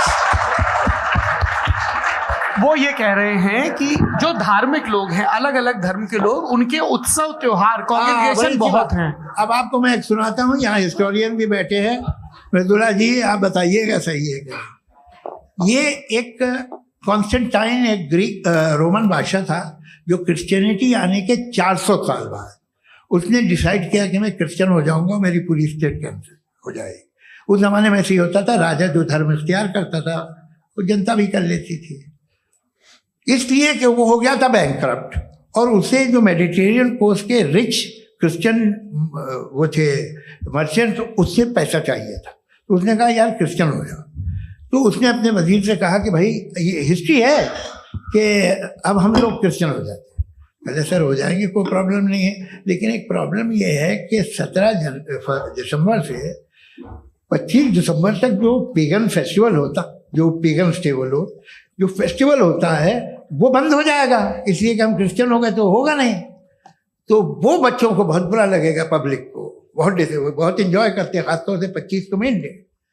उसने कहा ये तो सही कह रहे हो, ये जीसस क्राइस्ट की पैदाइश कब थी? पहले साहब वो अप्रैल में थी। नहीं, कट करो, वो 25 दिसंबर को है। ये हकीकत है। और 400 साल बाद क्रिश्चियनिटी के अप्रैल से दिसंबर ले आए, और इसलिए कि यहाँ पेगन फेस्टिवल होता था। अब मनाते हैं आप आराम से। ये जो सारे फेस्टिवल हैं ये रिलीजन थे। हर एक को एक इंटरटेनमेंट डिपार्टमेंट चाहिए होता है अपनी कंपनी चलाने के लिए। तो ये रिलीजन ने, ये सेकुलर त्योहार थे जिन्हें रिलीजन्स ने ले लिया है। ये मौसम के थे, फसलों के थे, किसानों के थे, उसको आपने लेके रिलीजियस रंग दे दिया। ये कोई रिलीजन से थोड़ी आए हैं आप। अच्छा हमें देखिए, हम तो मुल्द हैं, हम ईद मनाते हैं, हम दिवाली मनाते हैं, हम होली मनाते हैं, हम क्रिसमस मनाते हैं। बम्बई की फिल्म इंडस्ट्री की सबसे बड़ी होली हमारे घर में, सबसे बड़ी ईद हमारे घर में। वो हमारे सोशल वो है, हमारे हेरिटेज है। ऐसा थोड़ी है कि we will throw the baby along with the water. ये तो अच्छी चीज़ है, इन्हें रखो, जो बेकार है फेंक दो। जी हाँ, हेलो जी, मेरा सवाल नादवी जी से है। जैसा कि आपने बोला कि गॉड टाइम के भी परे है और गॉड इतनी कॉम्प्लेक्स चीज है कि उसे ह्यूमन माइंड समझ नहीं सकता, और गॉड ने अर्थ पे फ्री विल भी दे दी है, तो आप अपना वक्त जाया क्यों कर रहे हैं गॉड के बारे में बात करके? अपन को तो बात करनी चाहिए कि सोसाइटी को बेहतर कैसे करें। जी, मैं गॉड वही बताता है सोसाइटी को कैसे बेहतर करें। अभी मैं आपका जवाब देता हूं। आपने कहा कि टाइम पे वो एग्जिस्ट नहीं करता, मेरा सवाल ये है कि जैसा आपने बोला कि गॉड बहुत ही कॉम्प्लेक्स चीज है। मैंने कहा ही नहीं कि कॉम्प्लेक्स है, तो आपके अल्फाज है। कॉम्प्लेक्स का लफ्ज गॉड के लिए सुइटेबल नहीं है। क्यों? क्योंकि कॉम्प्लेक्स वो चीजें होती हैं जो ऑब्जेक्ट हो। God is not an object जिसको आप इंस्ट्रूमेंट के जरिए लेबोरेटरी में जाके टेस्ट करें, oh it's very complex. No, वो कोई कार का इंजन नहीं है।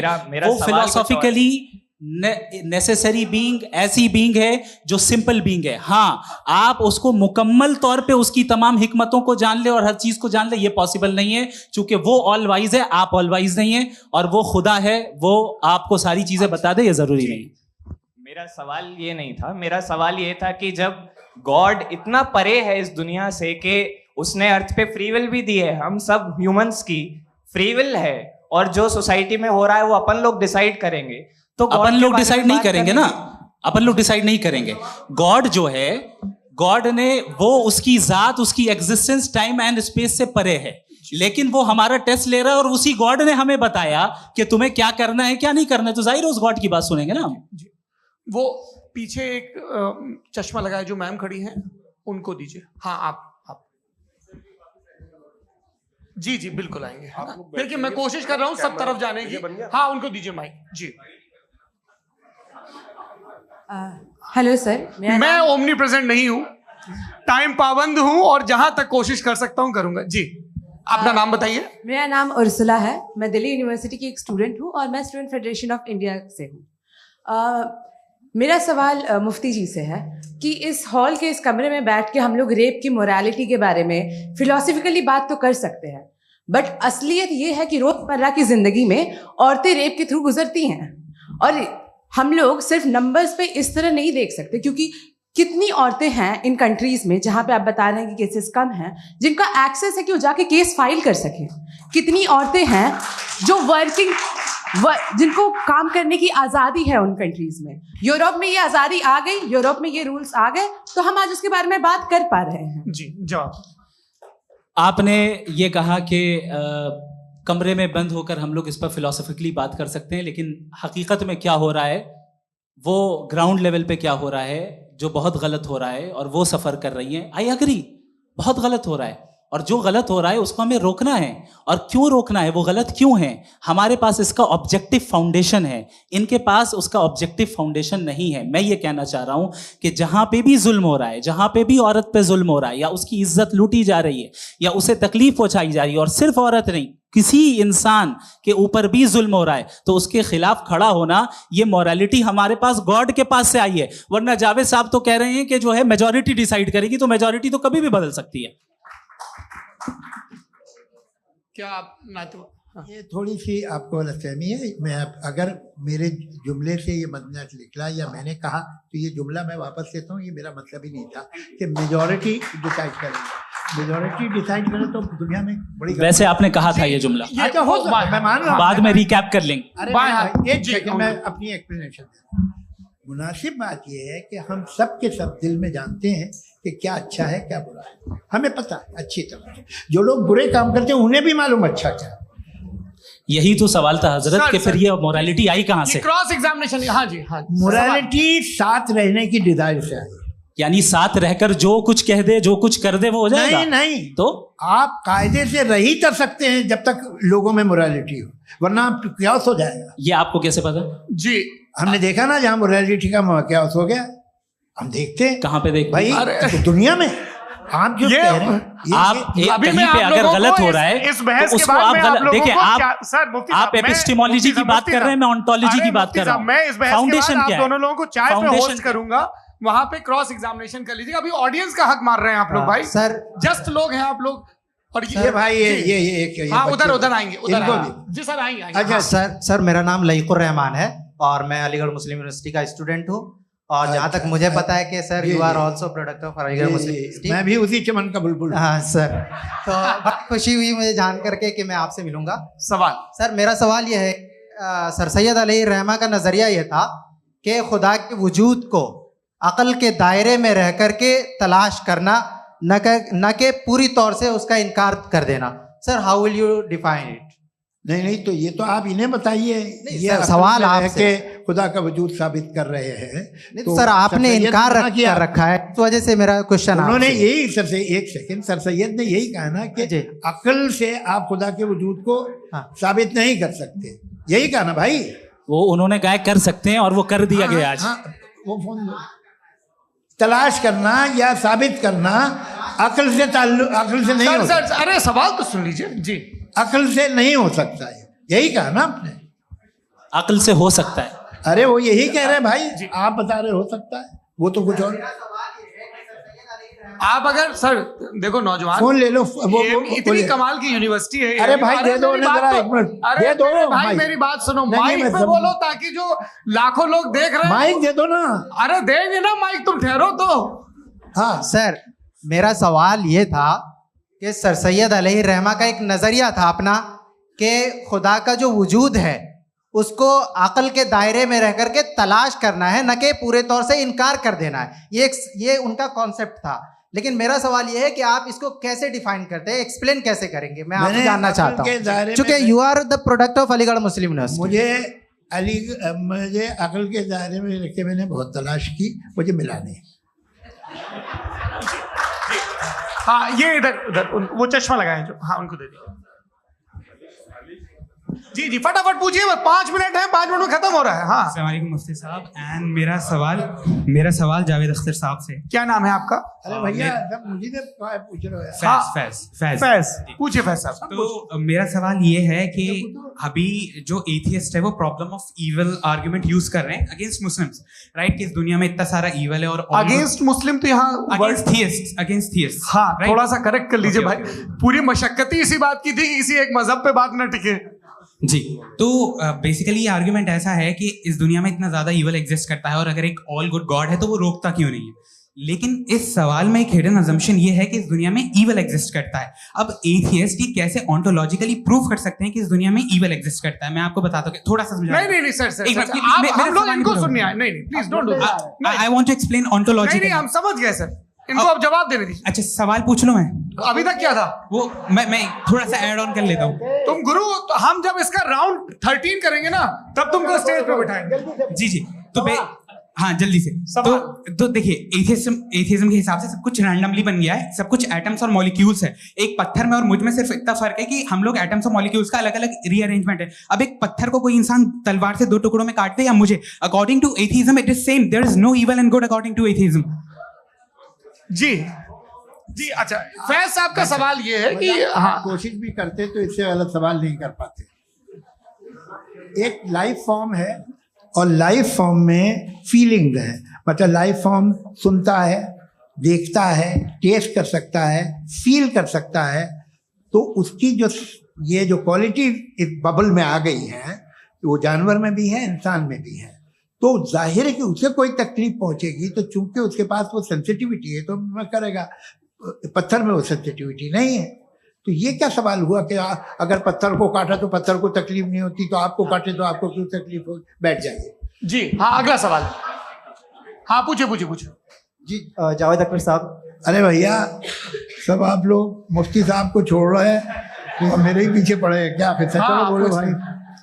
You asked how God can exist when children die in Gaza. हाँ? You asked how God can exist when children die in Gaza, and you also mentioned the rise of atheism in Europe. But the same events also are leading many atheists and non-believers to turn towards faith. How do you interpret this contradiction, where suffering pushes some away from God, yet brings others closer to belief? देखिए, आपको एक बात बताऊं, दुनिया perfect तो कहीं भी नहीं है, हर जगह कुछ खामियां हैं। बेटा एक मिनट, मैं आप ही को कहेंगे, देखो वो तो कुछ खामियां, कमजोरियां, खराबियां सब जगह है। लेकिन अगर देखोगे ईमानदारी से कि दुनिया सबसे ज़्यादा महज़ब कहाँ है, एक आम शहरी को कहाँ हुकूक हासिल हैं, वो बोल सकता है, अपनी मर्ज़ी से काम कर सकता है, अपनी मर्ज़ी से राय दे सकता है, हुकूमत के ख़िलाफ़ बोल सकता है, बरसरे इख्तिदार लोगों के बारे में बोल सकता है, सरमायादारों के ख़िलाफ़ बोल सकता है। तो आपको ये स्कैंडिनेवियन कंट्रीज़ में मिलेगा, वेस्टर्न यूरोप में मिलेगा। मैं नहीं कह रहा वो परफेक्ट है, बिल्कुल नहीं, वहाँ बहुत खराबियाँ भी हैं, परफेक्ट तो कोई नहीं। लेकिन जिन जिन मुल्कों में, लैटिन अमेरिका देखो, गल्फ देखो, वहाँ पर आपको ये ज़रूर है कि रेप नहीं होते होंगे। रेप की ज़रूरत क्या है भाई? उसको तो ख़रीद लो, घर में रखो, सड़क पर रेप करने की क्या ज़रूरत है? मगर सुनिए, मगर हकीकत ये है कि वहाँ शख्सी आज़ादी राय देने की, बोलने की नहीं है। जी, ये एक आखिरी सवाल मुफ्ती साहब से। हाँ मैम, इनको माइक दीजिए। शुक्रिया। मेरा नाम मनीषा है, मैं हरियाणा से आई हूँ। मैं मुफ्ती साहब से एक बात पूछना चाहती हूँ। आप बार बार जावेद साहब को कॉन्ट्राडिक्ट तो कर रहे हैं कि आपने ये कहा, लेकिन आप भी अजम्पशंस के बेसिस पे बात कर रहे हैं। आपने खुदा के होने का कौन सा प्रूफ पेश किया है, खुदा की एग्जिस्टेंस का? अब इस सवाल को अलग रहने दीजिए, कौन एथीस्ट है कौन नहीं है। और दूसरी बात जो आपने एक छोटी सी कही थी कि ये फ्री विल का इस्तेमाल करता है इंसान अपनी, लेकिन इस फ्री विल का इस्तेमाल में मतलब खुदा ने ये दे दी सबको ये इजाजत कि वो कितना घिनौनापन और कितनी ज्यादा खराब से खराब तरीके इस्तेमाल कर सकते हैं। जवाब सुनते जी। आप फ्री विल को मानती है ना, या अब कहती है कि फ्री विल नहीं है ना? मानती है ना? तो अब आपके पास इसका कोई एक्सप्लेनेशन नहीं है कि अगर एक इंसान उस फ्री विल का इस्तेमाल करके गलत काम कर रहा है और बच के अच्छी जिंदगी गुजार के निकल जा रहा है, उसका कोई रिकम्पेंस नहीं है। हमारे वर्ल्ड व्यू में जो इंसान गलत काम कर रहा है उसको भी रिकम्पेंस यानी उसका बुरा बदला मिलना है, और जो सही काम कर रहा है उसको सही बदला मिलना है। लिहाजा जो फ्री विल है वो इस तरीके से है कि एक लिमिटेड टाइम तक खुदा ने मोहलत दी है। ऐसा नहीं कि छूट दे दी, जो करना है करते रहो हमेशा। वक्त आएगा जब एग्जाम का टाइम खत्म होगा तब रिजल्ट आएगा, दौराने एग्जाम जबरदस्ती आपको नहीं बताया जाएगा। अरे भाई एक सेकंड, जी सवाल मुफ्ती साहब से मेरा, सर मैम मुफ्ती साहब से जी मैम रुक जाइए, आपसे फोन, आप इसके बाद आपसे यही रहेंगे वो। हाँ बोलिए। मैं मुफ्ती साहब एक ही सवाल करता हूँ कि अगर जो हो रहा है फ्री विल से हो रहा है और एक दिन बरोज़ क़यामत इंसाफ होगा मैशर में वगैरह वगैरह, तो दुआ क्यों मांगते हैं लोग? दुआ मांगते हैं इसके मतलब है अभी भी उसने ये डिपार्टमेंट रखा है कि मैं रोजमर्रा की जिंदगी में बिल्कुल ही कैन। तो तुम कैन हो, तुम मुझे नौकरी दिला देते हो, मेरे बेटे को ग्रीन कार्ड दिला देते हो, और 45,000 बच्चे मरते उन्हें रोकते नहीं हो। नहीं तो क्या आप ये कह रहे हैं कि इस दुनिया में जालिमों को कभी पकड़ ही नहीं होती है? अरे जो भी पकड़ होगी वो बच्चे रोते हैं। बिल्कुल, देखिए मैंने अपने ओपनिंग स्टेटमेंट में यही कहा था कि जनाब जावेद साहब सिर्फ इमोशनल आर्गुमेंट देंगे। This is an emotional argument. ये छोटे मोटे इसके पीछे का रीजन मैंने बताया क्या है। देखिए मैं बार-बार यहाँ पर मैंने बताया मंच से आप लोगों को सज्जनों इसलिए कह रहा हूं ताकि थोड़ा सा आपके कॉन्शियंस पे जोर रहे कि आपको ऑर्डर बचा के रखना है। वक्त तय हुआ था, ये वक्त पूरा हुआ, आपने इतने धैर्यपूर्वक सुना, मैं आप सबका बहुत बहुत शुक्रगुजार हूं। यदि इन दोनों विद्वानों की इच्छा होगी तो कभी हम इस बातचीत का राउंड 2 राउंड 3, यही तो देखिए खूबी है इंसान की कि बहस मुबाहसे में वो पड़ा रहता है। आप लोगों ने बड़े धैर्य का परिचय दिया, बहुत बहुत शुक्रिया। इसी के साथ ये बातचीत आप लोग को मैं एक बात बता दूं, ये सारी बहस हो गई, अब मुफ्ती साहब और बड़े मुफ्ती साहब इन साथ के साथ मैं खाना खाने वाला हूँ।